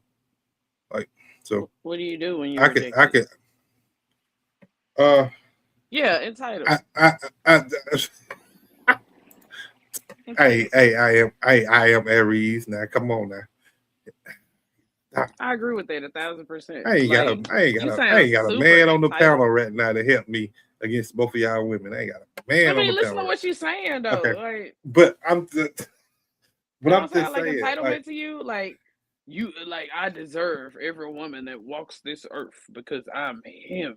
Well, sir, you ain't Jesus Christ. Like, what do you I'm mean? not, You ain't down for my sins. but I'm definitely made in His image. So, hey, Are you though? Thinking um, like that? yeah, it's what? Come on, Laura. I'm gonna Wow. turn on you now. Here we go. I'm just saying, but like, no, now I done graduate. Like I said, now it's I talk it out of my head. I don't try to act on it. So now it's like I could just talk it out and just let it go instead of trying to actually act on the rejection. So I feel like that's a growth on my Oh end wow. of learning how to accept it and move on. You know, so yeah. Shame. What's the shame?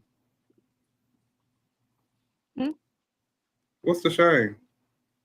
Oh no, I was just listening to the nonsensical things that you were saying. Oh, okay. Do you feel like okay? Let me ask y'all this: do y'all feel like everybody need a therapist? I think a lot of people do.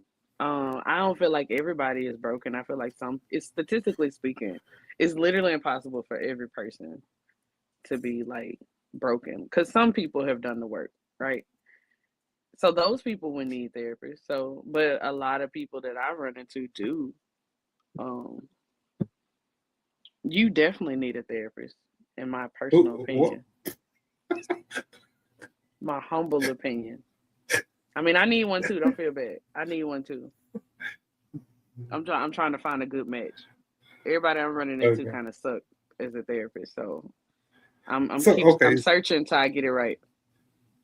okay. So now let me ask you this question: what do you expect from a therapist?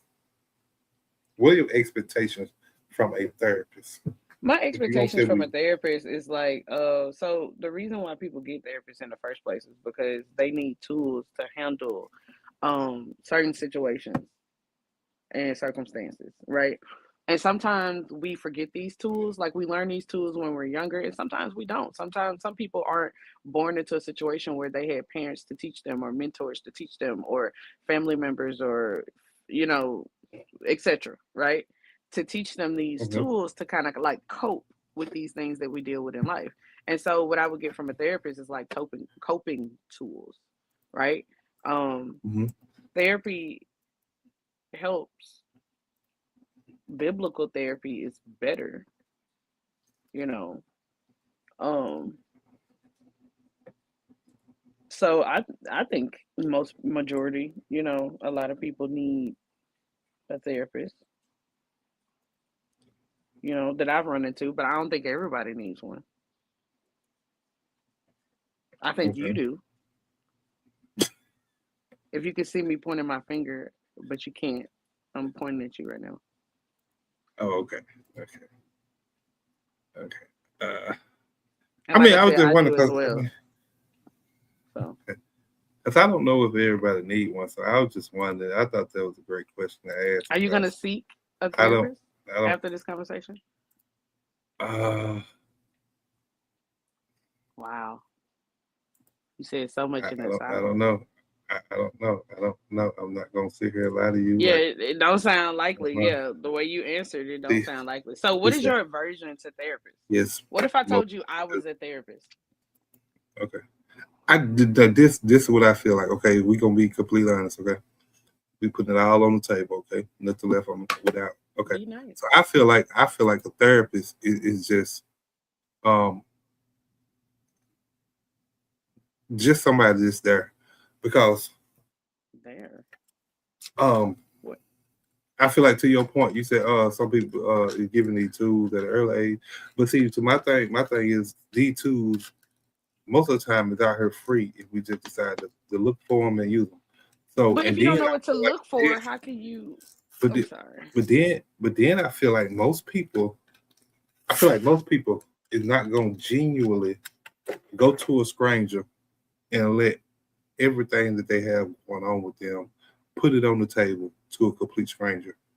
So Well, that's why I said. I mean that. so I mean, if I'm because not gonna do a that, therapist is like a relationship, right? So you would have to. That's why I said what I said. Like you would have to find somebody that you fit with, that mesh well, that y'all can. They got a good, like the young folks say, a vibe. You know what I'm saying? Because no, you don't want to tell like a complete stranger. You would have to build rapport. You would have to build trust with that person because it's a relationship. You see what I'm saying? And like when you mhm, have a great relationship, have you ever had a great relationship with somebody and you feel like you're able to tell them anything? Like that's the goal, yes, right? So that that person can like get down to like the root of what's bothering you and like give you tools to help you cope with that thing. So like no, like when you the on day one, it's not gonna like that's why you keep going so that you can build rapport. Or if it doesn't work, that's why you find a new therapist that does work. You know what I'm saying? You can't just like give up. Like, oh, I tried that once and it didn't work out for me one time. Well, you didn't really try, did you? mm, mm, It's not trying. that's not trying. No, I don't know. I just don't. I don't know. you can't succeed Because without failing. to your point, even if a therapist is you supposed to build a relationship, and then for some people it's different. Some people it take years to build a relationship, and then some people it take a couple of weeks. So determine on what type of person Well, you are is mm, you saying I'm gonna pay this therapy. I'm gonna pay this therapist a year before I genuinely open up to her, like or her or him, whichever way it may mm, be. You know what I'm that's why I saying? said like, that's why I said you got to find your person because like it don't take that long. If you've ever found a person that you just click with, it's an amazing feeling. And like a person that you got a lot in common with, a person that you feel like understand you, it don't take a year. You see what I'm saying? And if you're not feeling that Mm, when you're building rapport with this person, then it's time to leave. You don't have to pay them anymore. You know what I'm saying? Because like this is a service. But like if I'm going to a therapy appointment and this is a third one in and I don't feel a connection, whether this be a man or a woman, like I no longer want to be a rapport with this person because I'm wasting my money and my time.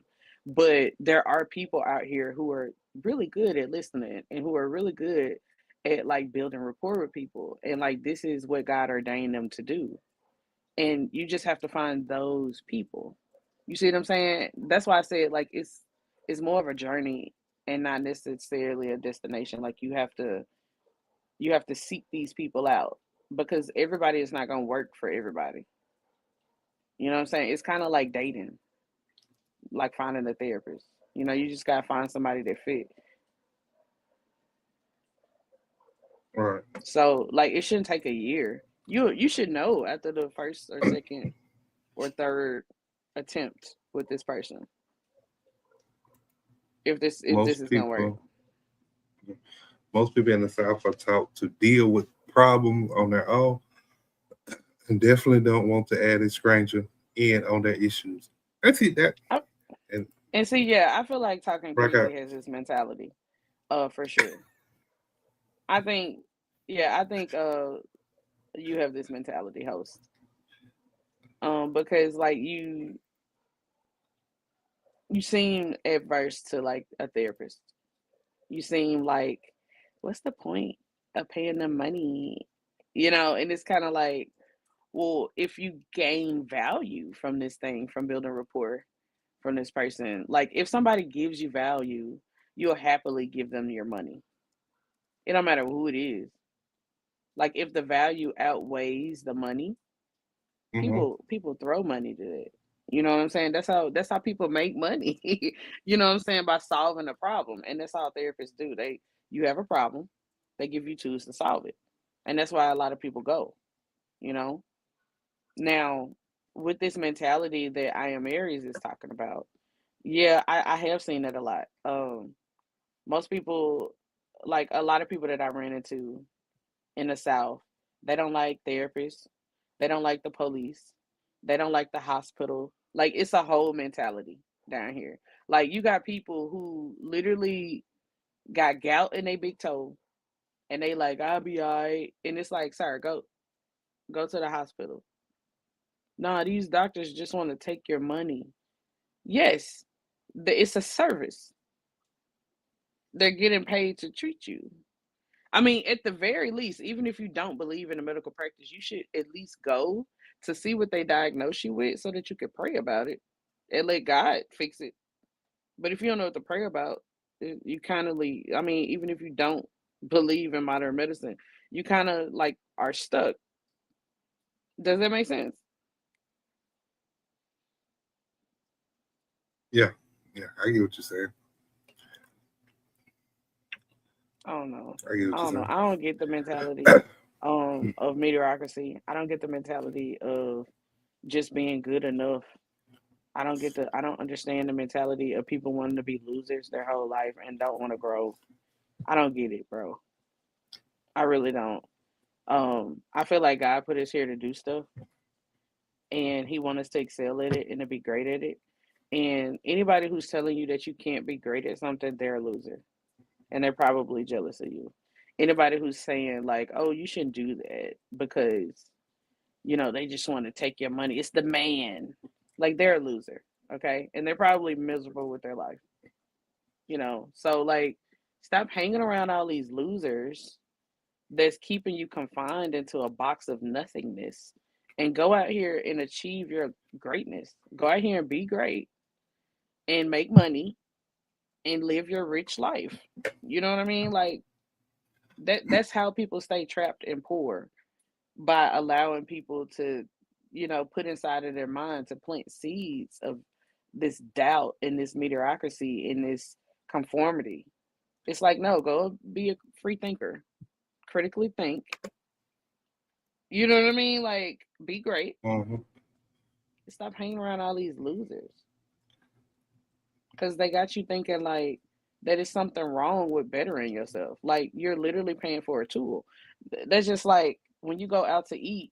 A lot of people go out to eat because they don't feel like cooking. They don't feel like doing the dishes. Like, I'm not gonna go to a restaurant and say this should be for free because I came to you and you bought the food, cooked the food, gave it to me. I don't have to do no dishes. Now it should be free. Like, no, they're offering you a service. You have to pay for that. You know what I'm saying? Like, I don't understand. Like, if somebody else is doing the work for you, you pay them for the service. Like, nothing is wrong with bartering out money for a good or a service. You should do that. Mhm. We're here to live together. God made humans like, you know, sociable creatures. We need each other. Yeah, don't go to Right. therapy. Man, don't listen to them losers, bro. Unlock your mind. Maybe the therapist could give you an idea that'll be like $1 million or $1 billion idea. And you wouldn't even unlock it because you're so afraid to go to like therapy. You know what I'm saying? Like, what if like your riches lies in your mindset and the way that you perceive things and you're stuck? What if a therapist can help you unlock that? Wouldn't you be like grateful if that one conversation like turned you into like a super billionaire? All Yeah. because you wanted to Yeah. take a chance. But how would you Yeah. know if you never even took a chance? You see what I'm saying? Like, so like why are you I don't get it. Mm. That's a great point. I mean, I'm just saying. I mean, I just feel like I would spend way more money doing nothing than actually getting something out of it than you fooling with a therapist. people spend money on frivolous things all the time. Let me ask you That's something. true. Let That's me ask true. you something. Like people waste thousands of dollars every month on frivolous things. So let me ask you something. That don't Yeah, actually help them, right? ain't them, man. Yeah. Okay, But so go do ahead. you own like a video console? Yeah. Okay. So do you have to pay any type of subscription with it? Yeah. Yeah. Okay. So some people argue that having a video console is like stress relief. Right. Would you agree with Mm-hmm. that? Okay. Oh, So yes, a if I lot. came to your house, if I came to your house and set your console on fire, would you then Mhm. have a stress relief? Would you then be upset at me if I did that? Yeah, I'd be upset at you. Yeah. Why? Why? Hmm. Because that's what I deem as my stress relief. That's where I feel Okay. like I go to get away from a lot of issues and problems. I can just go take it out on there real quick. Right, because it brings value to you. So you ain't got no problem paying that Right. subscription, right? Because it brings value to you, right? Right. Okay. So what if I told you that you could do something that cost you less money, that brought you better value than that? Would you do that thing? Uh, It costs you less money than you're already paying now. And then it gave you probably. better results than you're already getting right now. And on top of all that is less effort. Would you do that thing? Yeah, I'll probably try it out just to see if it And actually that's some all truth it to is. it. That's my point. You see what I'm saying? That's my point. People pay money for things that bring them value. So just because you don't see something as valuable, don't mean that it's not. Just because you hadn't tried it, don't mean that it don't exist, right? You'll have to try it first to see if it brings value to you, to see if you can use this thing. Like, so what's the mindset behind, oh, I don't want to try that. I've never done that. I don't want to try it. What's the mindset behind it if you don't even know if it works or not? You're literally just going off of he say, she say. That could be costing you millions of dollars. That's true. I can understand where you're coming from.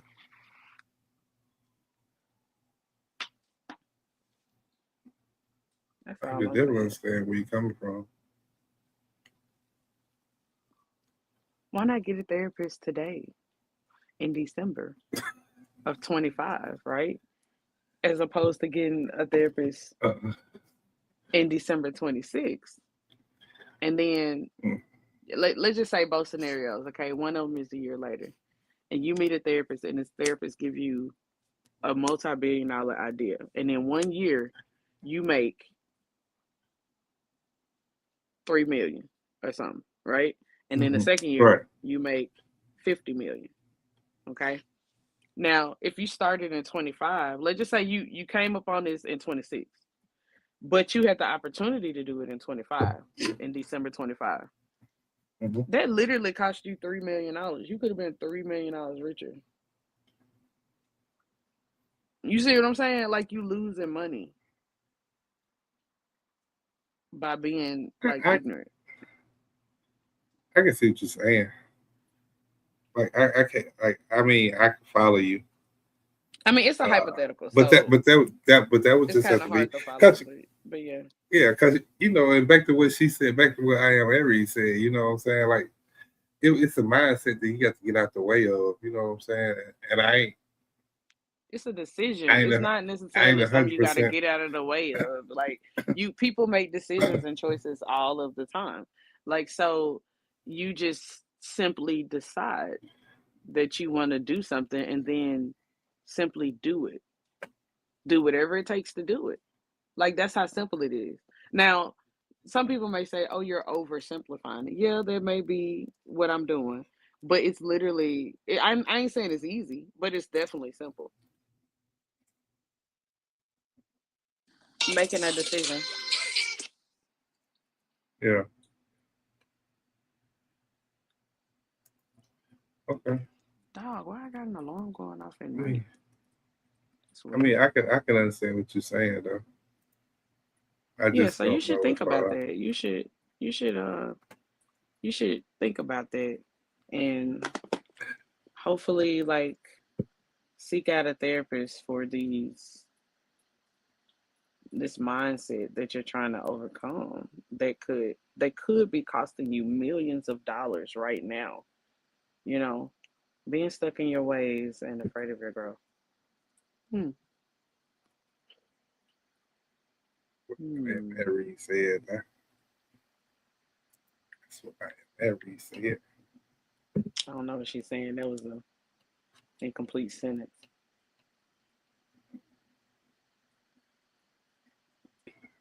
I'm Um, sure she'll clarify in a moment.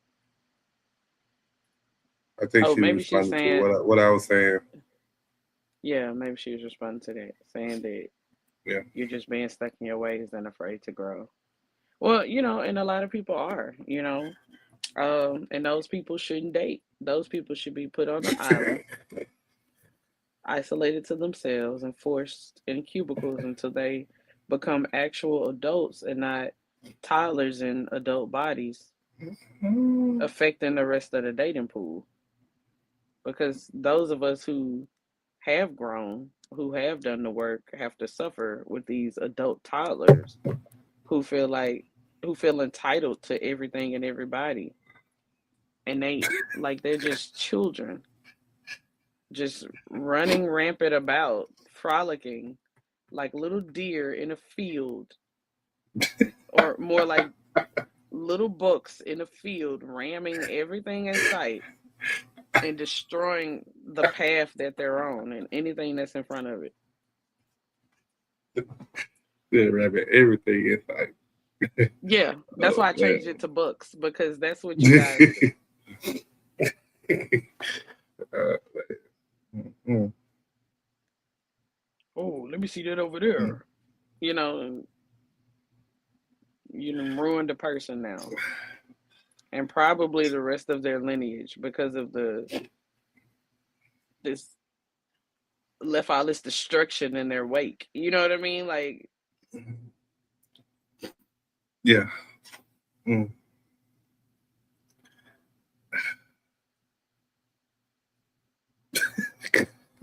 what's funny? You. I just laughed at your analogy. That was You don't like it? funny. Yeah, it was funny. It was funny. It was funny. It was real. Uh, I meant that with every fiber of my being. Y'all need to be put on an island and left to yourselves so that the rest of us adults can do adult things and like actually like grow and become like, you know what I mean? Because it is a lot of people. Like I ran to this lady. She was, man, this lady was like, I went to a baby shower today, and it was a beautiful baby shower. Beautiful couple. They were, you know, expecting their first kid. Um, Married, young, vibrant, you know. And Mm-hmm. I was sat at this table next to this older lady who had drove like from New York, Mm. and she had just, I think she was like from here, and she had just taken a trip and come back. And the reason I noticed is because she wouldn't stop talking about it. That and the fact that she was so hungry. And every other word that came out of her mouth was, when are they going to feed us? I came here to eat. And, you know, to the point where she was like asking, like, the mom to be like, when I finish this game, can I eat? You know, it was just, it was literally wild. And so, like, the whole time I'm sat next to this lady, I'm like chuckling. And she eventually, like, asked me, she's like, what's so funny? And I wanted, my first inclination was to tell her, because you're acting like a toddler. Only children don't know how to control themselves. Like, why are you so adamant about eating? Like, it's literally a rally's 2 minutes away, less than 120 seconds away from this place. Just leave and go eat. In which case, I did actually say the last part. I was like, you know, it's a rally's up the street. And she was like, yeah, but I don't want to leave. Ma'am, you're a child. Who's stopping you from leaving? Like, people like that, people who have no discipline, Mm-hmm. just every couple of seconds, I'm hungry, I'm hungry, I'm hungry, ma'am, eat. I'm hungry, I'm hungry.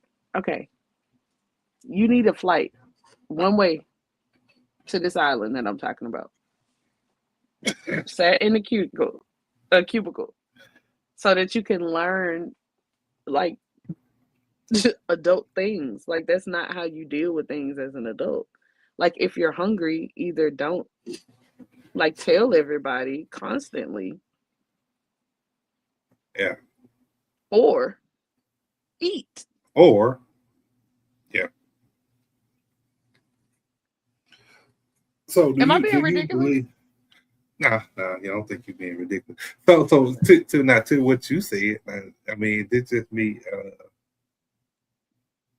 overanalyzing stuff. So because I'm gonna try to tie it into what you said, but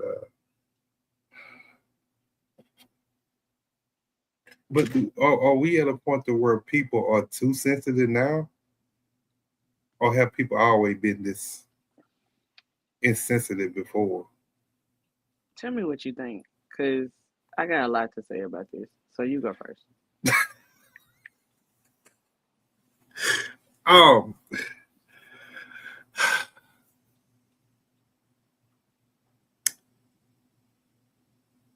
I think it's a little both. I think we've always been insensitive.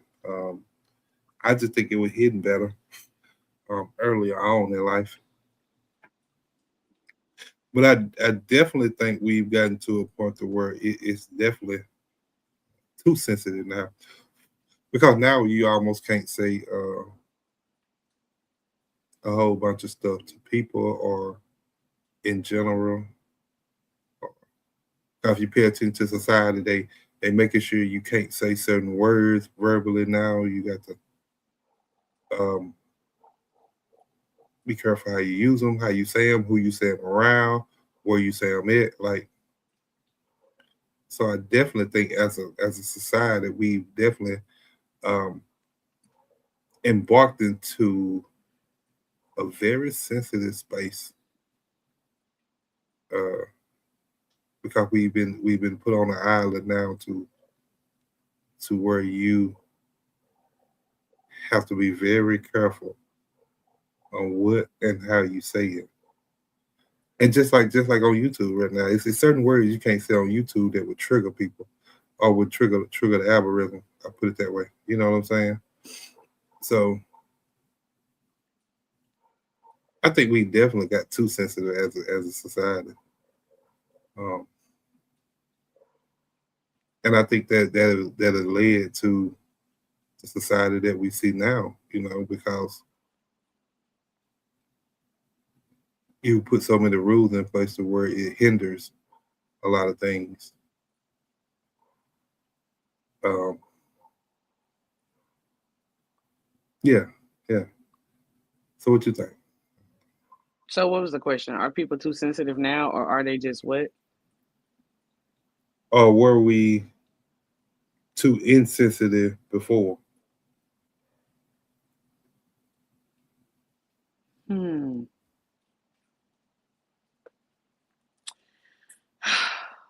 Okay. So before what?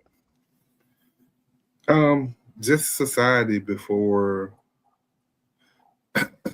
Um, I don't know if you just want to throw a date or time out there. I don't know. Let's just say before the 20th century. You know what I'm saying? Before that. Okay. Okay. Before the 20th century. Okay. So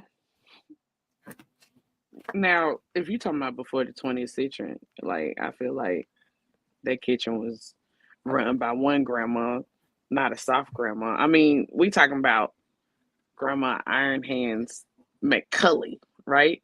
Who seasoned her collard greens with the tears of children, like stirred this hot grits with this cast iron spoon that had been passed down from Moses, right?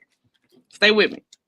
Because back Which then, whenever somebody said or did something rude, grandma didn't call it insensitive. She called it Tuesday, right? So she smacked folks in that generational spoon so fast that their soul would leave their body, see the future, and then come back just in time to say, yes, ma'am. Now, fast forward to today.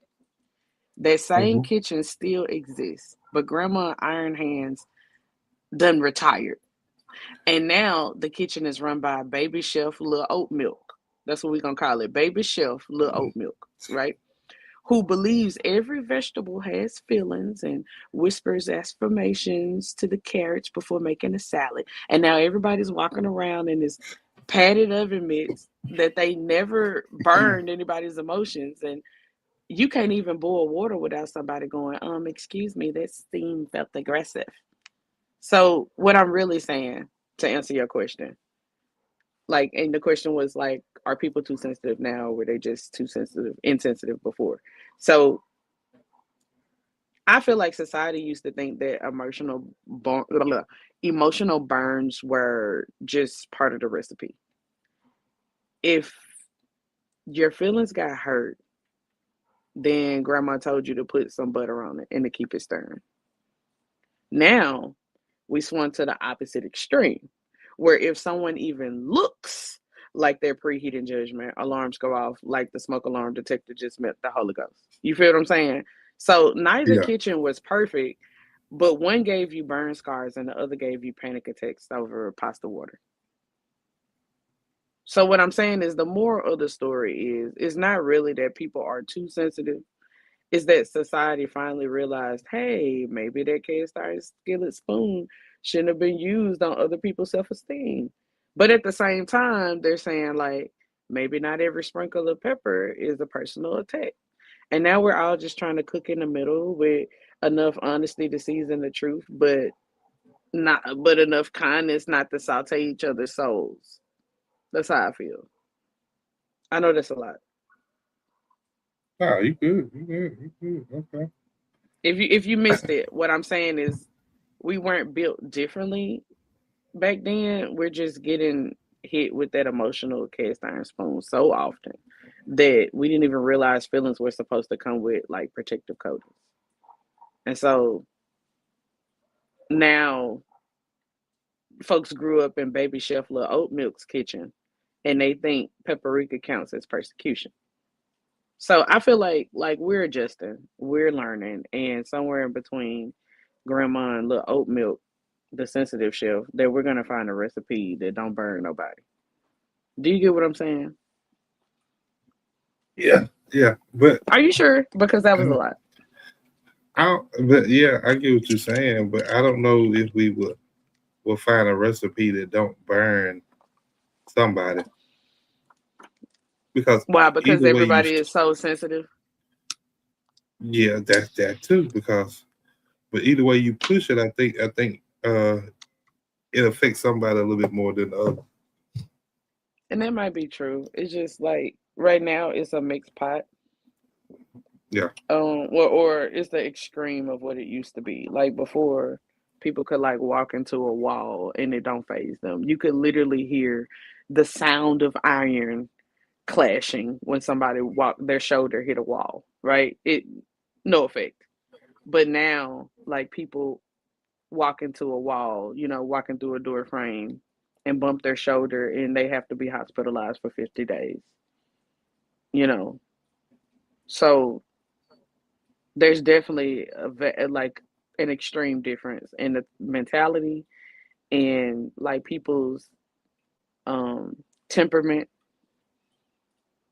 There's no emotional maturity, and all of these people are affecting the dating pool, and they need to be put on an island and sat in a cubicle and forced to learn how to be an adult. I mean, strapped in, headphones, the whole nine, gadgets keeping their eyes open so they won't ever go to sleep, the whole nine. yeah. Does that answer your question? Oh yeah. Yeah, you answered my question. Yeah, I was just thinking. You know what I'm saying? I just be asking You gotta questions. be creative with But what like you I say said, on YouTube because they'll cite you for anything. So yeah. I ain't trying to get scrubbed. You know what I'm saying? So appreciate you for trying to make sure you said it the right way.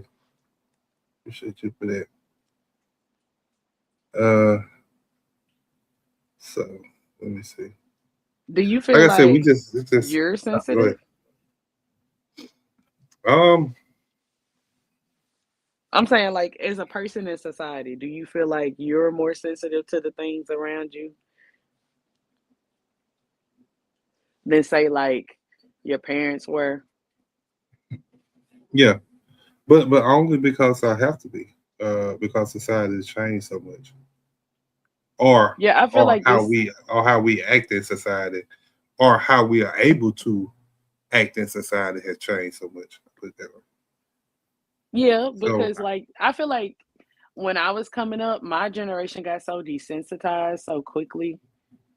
You know what I mean? Like every day it was something crazy going on when I was coming up, like in the world. yeah, Wars, rumors of wars, like people flying planes into buildings, like, you know, folks getting held hostage, like all kind of crazy stuff, right? And like these things were like being plastered all over the screen, and it was like, oh, I feel bad for them, and then tomorrow it's like, oh, I also feel bad for them, and then the next day it's like, oh, I feel bad for them, So it got to the point where it became so normalized to where we got desensitized, and I don't think my generation like really cares about real people anymore because like of the internet, because like you don't see people trying to help folks anymore. Like when you see a person on the side of a road, like a woman with a baby in the rain, like nobody pulls over anymore. You know, shoot, no, people you walk. can't. You think it's a setup now? I mean, shoot, you know that's how they be setting up people now to kidnap them or rape them or whatever it may be. You know what Oh, I'm you can't saying? So say that you word. really don't Grape. know. Yeah, great. Yeah, yeah. My bad. Good catch. Yeah. So you really don't know what to or when to be helpful. You know what I'm saying? Because it's so much evil, if we want to say that, out here in today's world. Yep. And that right there is why folks be taking folks' husband. Right there. I What? don't agree with it, but I understand it. What you mean taking folks' husband? Hold on, we ain't gonna act like he just didn't say that. Now we gonna slide right back through that now. What you mean taking folks' husband? I mean, think about it. Like, if you don't, well, I don't, like I said, I don't agree with this and I don't condone this, but I understand, like, why some women do it, right? Like, they be like, oh, well, he looks safe. She happy. Just take what she got, right? Dudes be the same way. Oh, well, he look happy. She look great. Let me just take what this guy has, and then I won't have to start over because everything else look like danger. You know what I'm saying? Like, they not gonna talk to a lady at the bar because that's too much work. They wanna talk to their homeboy, oh girl, oh lady, because Oh, okay. they done heard so much through the grapevine by her. They like, oh yeah, that'll be perfect for me. You see what I'm saying? Mm-hmm. Because like society has, I feel like that's a part of it. Like society has made everything unsafe, right? And so like people want to go with familiarity, and people still talk. Like people play spades all the time, or go out and hang out, have lunch, and then they be talking about their significant other, and then other people be like, "Ooh, yeah," you know. That's why, because I blame the media. I know that sounds like a fallacy, but I do.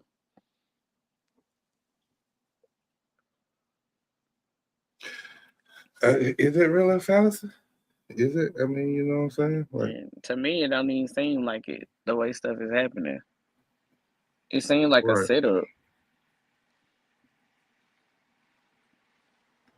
I mean, I can't be mad at you for thinking it. You know what I'm saying? Because, like you said, with everything going on. But like you said, at the end of the day, you can't condone it neither. You know what I'm saying? Like, Oh no, I absolutely don't condone it. I'm just saying like this is why so many other bad things is happening. It's like a byproduct of the things that we see. You see what I'm saying? Like society is so bad as yeah, a whole now, people want to be safe. And the only way that they can feel safe is like, let me get them before I get got. You know what I mean? yeah, Everybody don't think like that, but a lot of people do.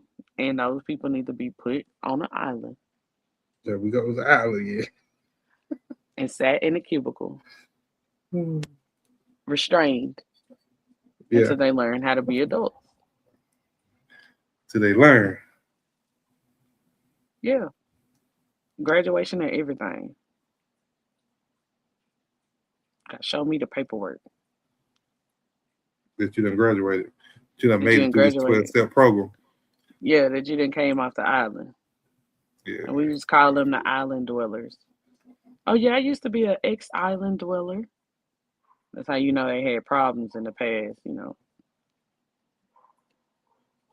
Mhm. I feel you on that. I feel you on that. I don't know. I agree with you on that. You know, I ain't gonna necessarily say I agree with them being on the island by themselves. Yeah, You know what I'm sat saying? on the island, sat in the cubicle, restrained until they learn how to be an adult. Taught every day, just nonstop schooling. Gadgets holding their eyeballs open so that they can learn. Mm, okay. Hmm. Can't sleep on adult That's school. that's bad. Can't sleep Maybe, on the adult maybe, school. yeah, maybe like the US should be more like China in the way that they don't give their kids options. They tell them what to do and then they show them freedom later. They like in Asian culture, they like choose all of the things for their kids. Like here in American culture, we like ask the kids, "Hey, do you want to play baseball? Do you want to fence? Do you want to be a track star? Do you want to play football? Do you want to be a cheerleader?"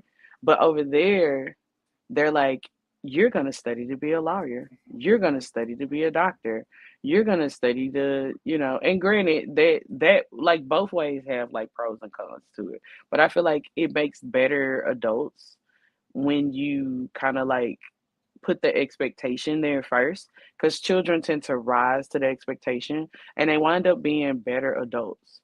They might have like weird fetishes later, but they can pay their own bills when they become adults and they're not like leeching off of people. They know how to take a bath and be emotionally mature. Yes, I have met adults who don't want to bathe. What? Yes, Whoa, that's different. that's a thing. That's a thing. Um, yeah, I didn't know that was a thing. Not adults that don't want to bathe. Uh, yeah, that's a whole different ball game. Oh yeah, for sure. Well, thanks for having me on the So, podcast.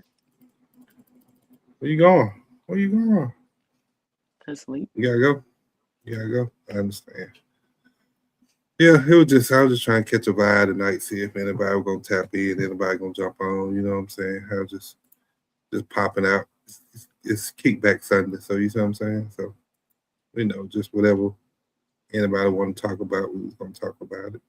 So. How do you feel about the dating pool right now? Whew, shoot.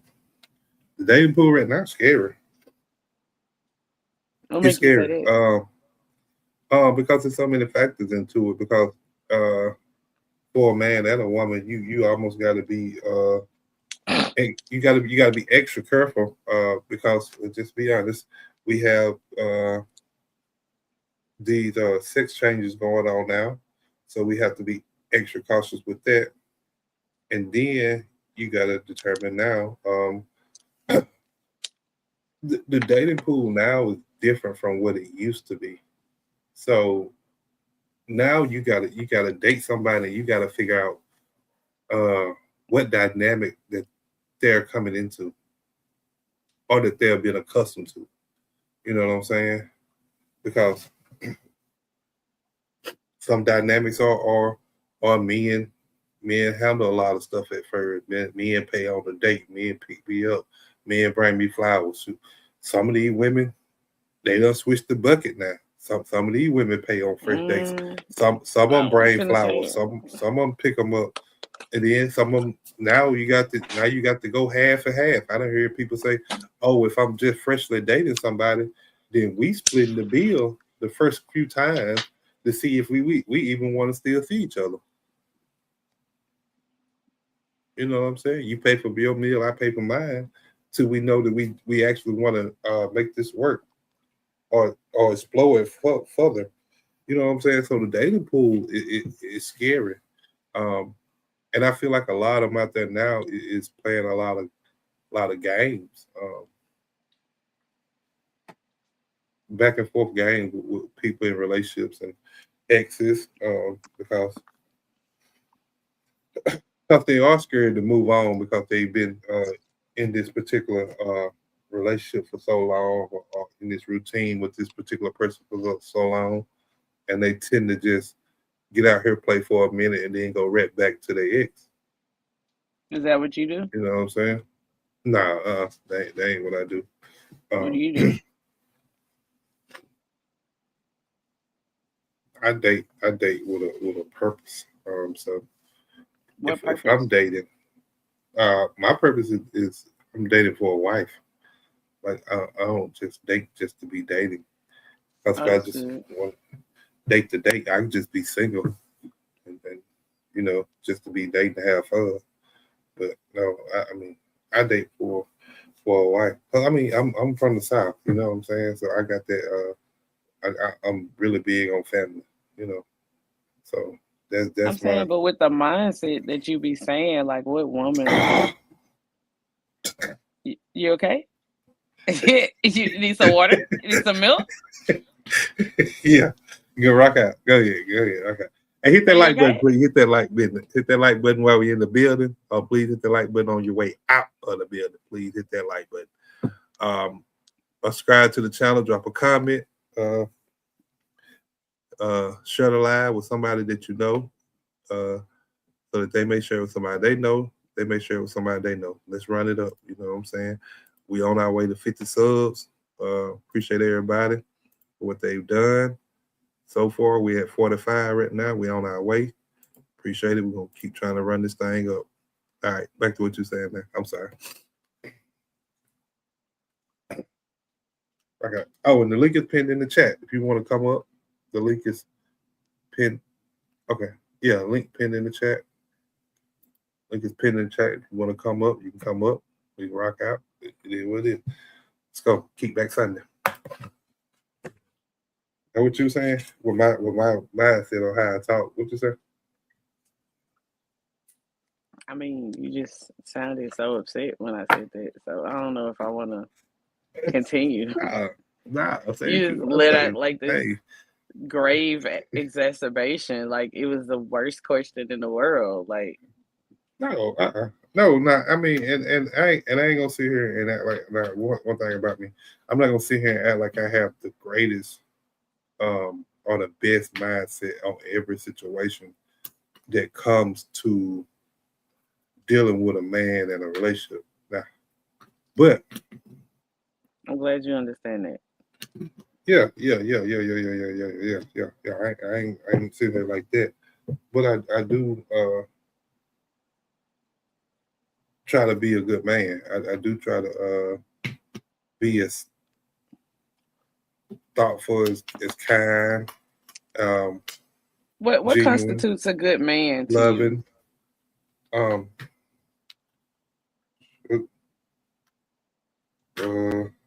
don't know. Really. What? With me being a good man is me being respectful to the woman, me handling business, me respecting her. What else? Me actually being able to lead her.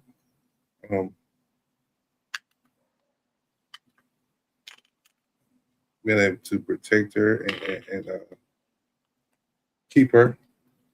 And when I say keep her, I'm saying keep her to a point that hopefully to where I keep her at a point of peace. You know. And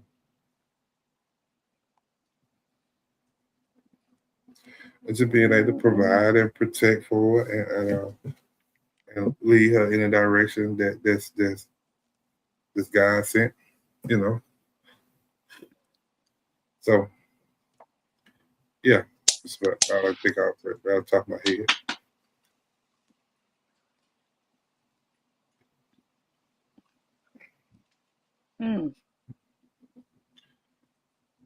Oh,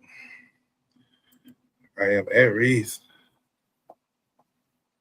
The dating pool is scary. Nobody wants to date for the sake of getting to know a person. They strictly want to know what you bring to the table or if you want a freak section. Whew. Okay.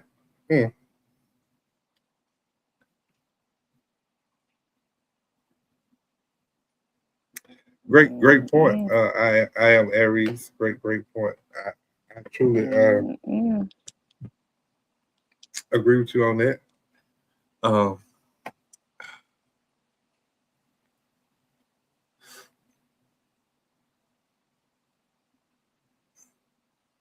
Yeah. Yeah. That's crazy. I'm trying to see how to respond. You said you're a good man. That's crazy. Yeah. Well, you don't think I'm a good man? Well, I don't know you.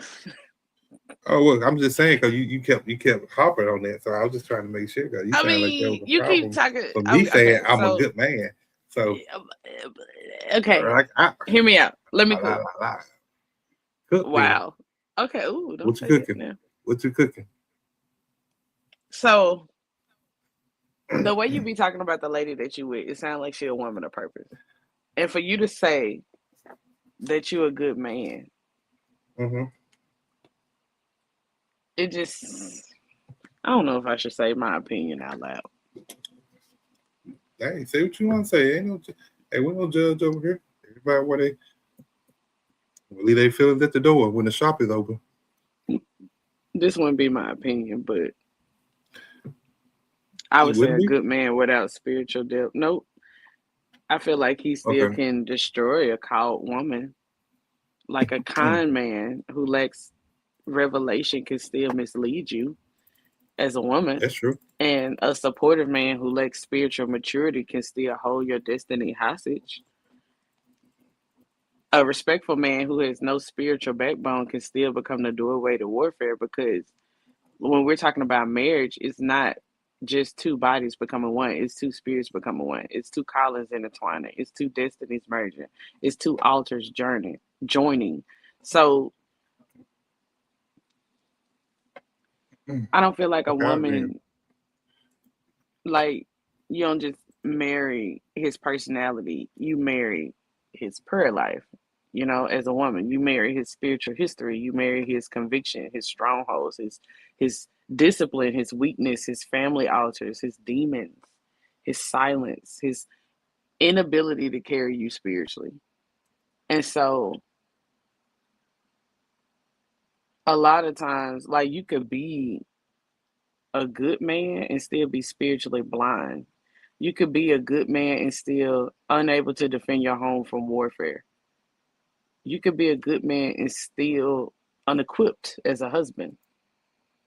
You know, that sounds like a baby Christian. It's like, and a baby Christian is not a bad man. He just an unprepared man, right? Mm-hmm. Right. So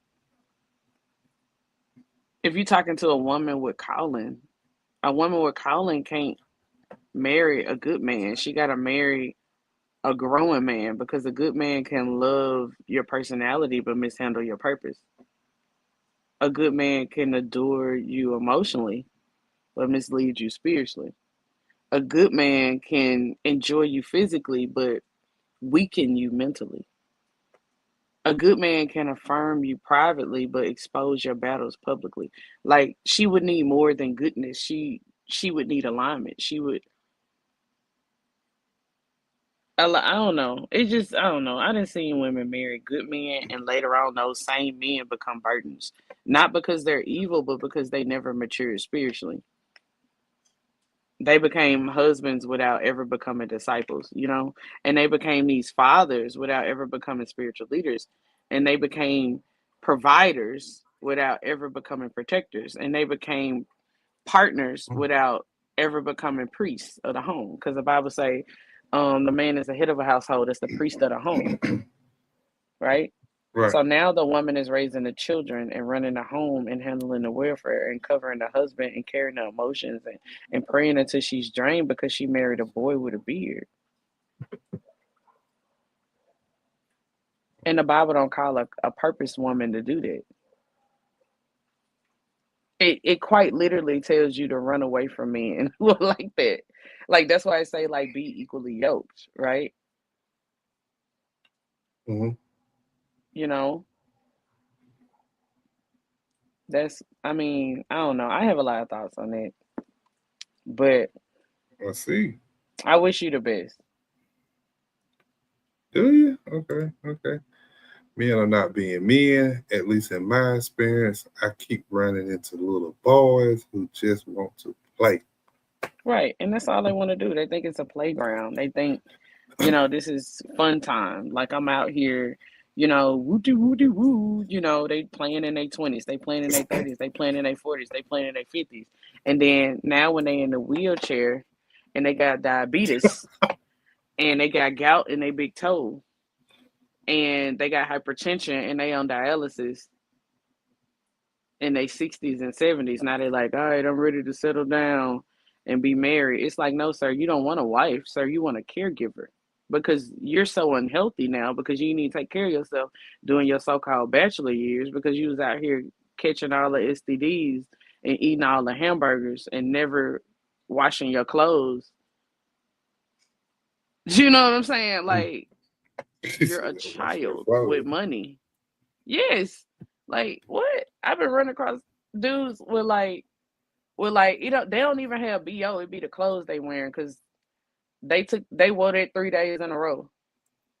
That same shirt. Just Just came home, threw it on the ground, walked past it, and then before they walked out, picked it up and put it back on again. Shirt been in the same spot all night on the floor next to the door. Some dudes do that with underwear and socks, bro. And these the bachelors that's driving in like the Lexus Ferraris. You know what I'm saying? Like these people not taking care of themselves. They don't know how to be adults, but they're in the dating pool. Spreading this foot fungus. From these 15-day-old socks that you ain't never changed, that you take a shower and then put them back on without washing them. And you could smell it. Like, you ever stand next to somebody and they smell like a locker room? And they not a coach on the football team? Oh, okay. All right. Okay, I must be talking to myself. Yeah. Right, I mean, I hear you. I think the worst I've smelled was I think I used to work with a dude that I think, I don't know this for sure because I never physically asked him, verbally asked him, what was his mindset with it. But I think he, because you got some people that believe in just BO. They don't believe in deodorant, perfume, cologne, you know what I'm saying, lotion, stuff like that. They believe in just straight BO. You know what I'm saying? So this person used and to that's be, fine when you use soap and hot water and detergent. But just no, that's still not fine because even if you use soap and hot water, you don't put deodorant on, and you go physically work, you is still gonna get musty. Yeah, okay. And it must still gonna stink. You know what I'm saying? So that's still not fine. But I used to work with a guy that I'm talking about literally 8:30 in the morning, smell like a bag of onions. And it's like, So you understand what women going through. Yeah, and we would talk about it, not just per se to him, but it would be in a group setting and be like, okay, BO is very important. People need to make sure they taking a bath at that. And this person used to literally say to me, "Who we talking about?" Because I want to know, because it can't be me, because I take baths every day. So either you ain't taking a bath and you lying, or you just ain't putting on deodorant and you just believe in the natural odor. You know what I'm saying? That's what I'm saying. And that's how these dudes be coming into these relationships.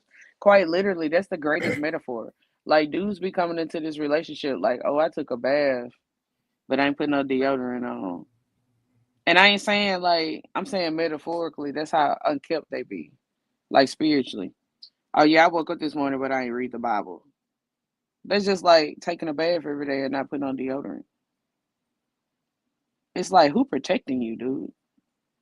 Your house ain't got no protection from all this stuff out here we can't see. And you want me to lay with you.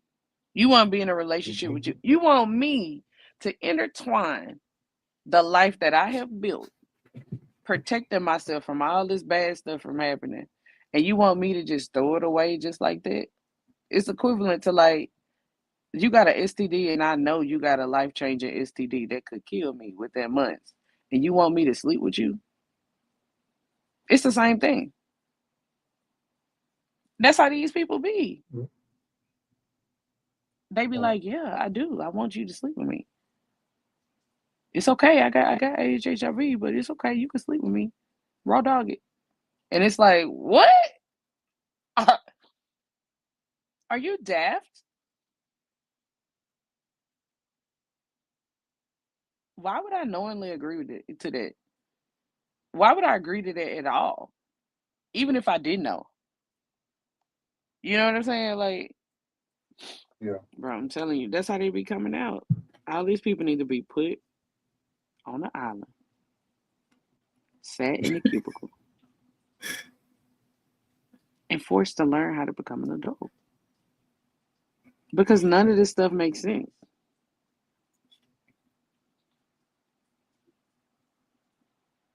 Some of it don't. Some of it don't. Like, you like, what in the world is I disagree. None of it makes sense. I disagree immediately. Not a molecule of any of this makes sense. Not a molecule of it. So okay, I got two ladies on the panel right now. Okay, I am Aries is in the chat. JNYG Studio is on the panel. So, quick question: why do you feel like, if you see it in social media or just almost out in public too, why do y'all feel like we are seeing more and more of less clothing on women nowadays? They don't have the fear of God inside of them. It's ignorance. That's why. Social media is pushing a certain image, bad bees and Instagram baddies or whatever are a thing. They make a lot of money. Instagram baddies is making like anywhere from 10 grand to 50 grand to 200 grand a month. And people like the way that sound. And so they trying to, but it's ultimately they don't have any identity, because if they did and they read, then they'll get dealt with quickly.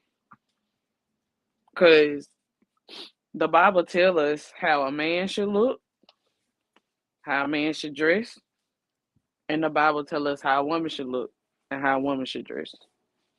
You can be sexy and modest at the same time. You don't have to be skimpy. It's an allure. You know what I mean? The dudes do the same thing. They call it thirst trapping. Like walking outside with no shirt on, with chains on their neck, with like a open jacket,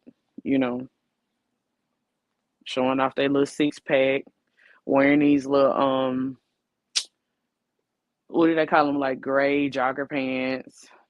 They got different colors now, showing the print. You know what I mean? Like, it's a thing. And all these people are doing the same thing. It's that's the lust spirit running rampant. Because sex sells. It makes a lot of money. That's all it is. Okay. I mean, I was just wondering because we're starting to see more and more of it now, and it's like, What do you think it is? I just think a lot of women that does it, especially for the ones that does it on the internet pool. I feel like they feel like that's the only way they can go viral or get some attention, or either you seeking attention from Why are you seeking attention somewhere else. Why are you seeking attention? That means because you're not getting it where you want to get it from, so now you're seeking it from elsewhere. I'm saying, that's what I'm saying, but why, where, and why would they want the attention in the first place? Why do you think a girl would want attention? Any girl. Some of them wanted to feel validated in themselves. Okay, some of self-esteem Stop right is low. Right. Why are girls' self-esteem low? Why do they need validation? Where does that come from? That come from self, then, or it come from validation. Or it come from being. No, I'm saying you saying why would they need? Well, yeah, validation come from wanting it from yourself, because your self-esteem is low only because maybe you've been bullied, or maybe you've been talked about, or maybe you perceive yourself to be a certain way, so you feel some type of way about it. So now okay, now stop. Who helps you when you come home as a child and you're being bullied? If you've ever had anybody to help you, who is usually the one who builds you up?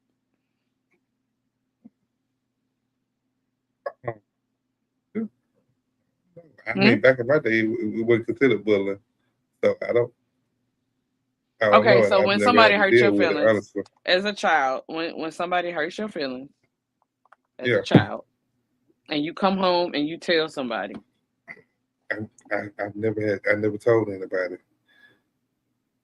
because what I'm saying, in my day and time, it was just you suck it up and you go on. where did you learn that though? It was, Where did you learn to suck it up?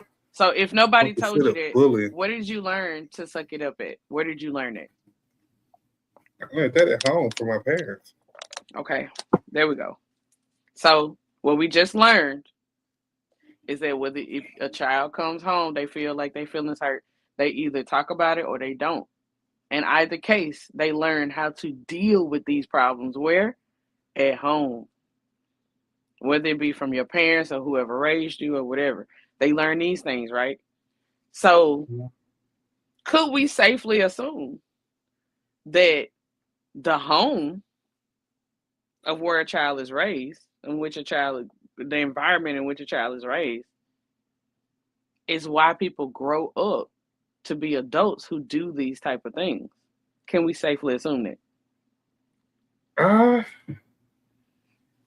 guess we can, but that would, Okay. but that would only feed into that they didn't get the attention that they felt like they needed as a child. Did too. That's what I'm saying. That's what I'm saying. Okay. A parent should be course correcting this thing. You see what I'm saying? They got daddy issues. Period. Whether you want to look at this spiritually or naturally, they got daddy issues because a father is the leader of the household. A father enforces the rules. So if mommy comes home and says, you should be doing this and you should be doing that, don't let me tell your father. The father comes home and be like, oh, you're not doing that thing that your mother said that you're supposed to do. You see what I'm saying? Like, the father, he's the head. They got daddy issues. Right. Period. Whether you want to see it spiritually, as in they don't know our Lord and Savior Jesus Christ, or if you want to see it naturally. Either way it go, identity comes from God. They don't have it. They don't understand the identity. That's why they're doing it. Like, that's why it doesn't bother them. Because some people know the right thing to do and they still don't do it. That's called stupid. Some people simply just don't know. That's ignorance. That's dumb, right? That's literally the definition of a dumb person. You just simply don't know. But you can fix a dumb person, right? Knowledge fixes ignorance. But you can't fix stupid because they're doing it on purpose, right? So I just wanted to lay that out real quick before I move forward. So if you have people, a lot of people, who are dumb, and then those dumb children grow up to become adults, what are we going to have? Dumb adults. Does that make sense? Yeah. So because there's so many dumb people mixed in with stupid people, it's kind of hard to like live life right now. For those of us who actually have learned and like who want to become something and do something. And I hate to sound like, I'm not trying to say I'm better than nobody. I'm just saying some stuff is just, we know it's dumb. We know it's dumb. Like, we know that being outside in 20-degree weather with a miniskirt on is dumb. For a myriad of reasons. But people do it. Right? Yeah, they do. They definitely do it now. They doing it for that money. They And doing it Monday. because, yeah, they're mundane. Them duckies, it pay them. They might say, oh, Miss Studio, you're a hater because I'm making $1 million a month. And to them, I'm going to say, well, go ahead, make your money, boo-boo. Make your money. Enjoy it while you can. It's hot where you're going. That's what you're going to say? Yep. That's the problem. Nobody has addressed the issue with him. Yeah. Okay. Yeah, you're right. Miss I am Aries. I'm sorry. Yeah. I know what you were Address the issues with who? I think she was talking about the guy, when I was talking about the guy that I worked with that was smelling a certain way. Or maybe she's talking about the men in general, you know what I'm saying? Because you were talking about men be like that too. So maybe she was just saying each individual man, that's the problem. Nobody has addressed the issue with that particular person. That's why I ain't gonna say Do you nothing to see an your point? adult. I'll say something to a child. I'm not gonna say nothing to an adult because that might be how they live in their life. You got people out here who are like Puritans. You got people out here who are hippies. You got people out here who are tree huggers, and it's just the lifestyle that they chose. And if they want to walk around here funky, with all this bacteria on the top of their epidermis, just don't touch me. You know what I'm saying? I don't want to get sick with you. You can live your life over there, and I live my life over here, and I won't judge you. You know what I'm saying? Live your life. Do you, boo. I only have a problem when people try to like impose whatever it is onto me. And it's not true. They can't prove that it's true to me. You know what I'm saying? Like if you could prove to me that what you're saying is true, I don't have a problem with changing my mindset about any particular thing. But if you come to me spewing out all this nonsensical bullcrap, and this is just like pure opinion, I don't want to hear that. You ain't got no facts. You ain't got no basis behind it. We got a problem now. And I'm not finna do that to other people. I don't really care. If it's not true and I can't prove it, I'm not finna go and like ruin somebody's day. You know what I'm saying? Yeah. But if it is true and I can prove it, I'm gonna point you to the proof. I'm gonna try to correct you, with love. If you don't want to hear it, then I did my job. We ain't got nothing else to say. Yeah, A my real thought adult will was- just be like, okay, I heard you. And then they'll just walk off. Like children argue and stuff. What do you mean? And all this other type of stuff. You can either hear it or not hear it. Like, it's your choice. Like, you got free will. You could leave. I'm not finna chase you. I just want to do my part. Because the Bible say, like, we don't have to offend people when it ain't got nothing to do with their salvation. But when it does have something to do with their salvation, I'm literally obligated to let people know. Like, hey, that's wrong. Or the Bible says that I'll be counted as the same as them if I just don't say anything. So that's the only reason that I would say something. It's not that I want to say something, it's that I have to. It's literally my job. Righteously, right? Right. But if it ain't got nothing to do with their salvation, like, oh, you eating spaghetti. Like, I hate spaghetti. I don't like spaghetti. Anytime I go out to a restaurant and a waiter or a waitress or a hostess or something, they give me a suggestion on the menu, I always ask them, do they eat spaghetti? And if they eat spaghetti, then I don't take their suggestion because we don't got the same taste palette. And every single time I took somebody's suggestion and they ate spaghetti, I hated the dish. So I have learned to ask people, do you eat spaghetti? And people think it's a random question, but every single time it tend to work for me. So I'm not going to say, ew, you eat spaghetti. I hate this suggestion. I'm just going to say, thank you very much. And then proceed to order something completely different than what they said. That's all I'm going to do. I'm not going to argue with you. I'm not going to tell you you're stupid or dumb or anything like that. We're going to keep it classy. We're going to keep it non-confrontational. We're going to keep it kind, because that's your prerogative. But if you out here graping somebody, you know what I'm saying? And I walk past the alleyway and I see a gang of dudes graping a girl. I'm going to stop and do everything in my power to get them off of her. Because that's wrong. It got something to do with their salvation. You see what I'm saying? Yeah. So, or else I'll be counted a rapist in the eyes of the Father. If I just walk past. You see what I'm saying? Yeah. So I definitely see what you're saying on that. Shoot.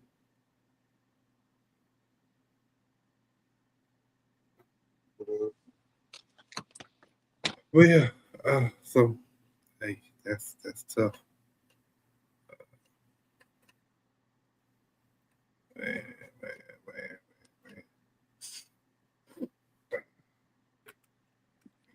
I think I done ran out of stuff to talk about. Yeah. I think I'm gonna get ready to get off. Hope y'all tap back in tomorrow. I think I got some good lines set up for the month. Doing the week over titles. So on the weekend it just is what it is. You know what I'm saying? So Appreciate y'all for tapping in, though, in the studio. Appreciate you for coming up. I am Aries. Please appreciate you for staying in the chat most of the night. All the night, whichever one it was. Appreciate you. Appreciate your comments. Thank y'all for tapping in. Hopefully I see y'all on my night too. Hopefully I'll be back in this thing on my night.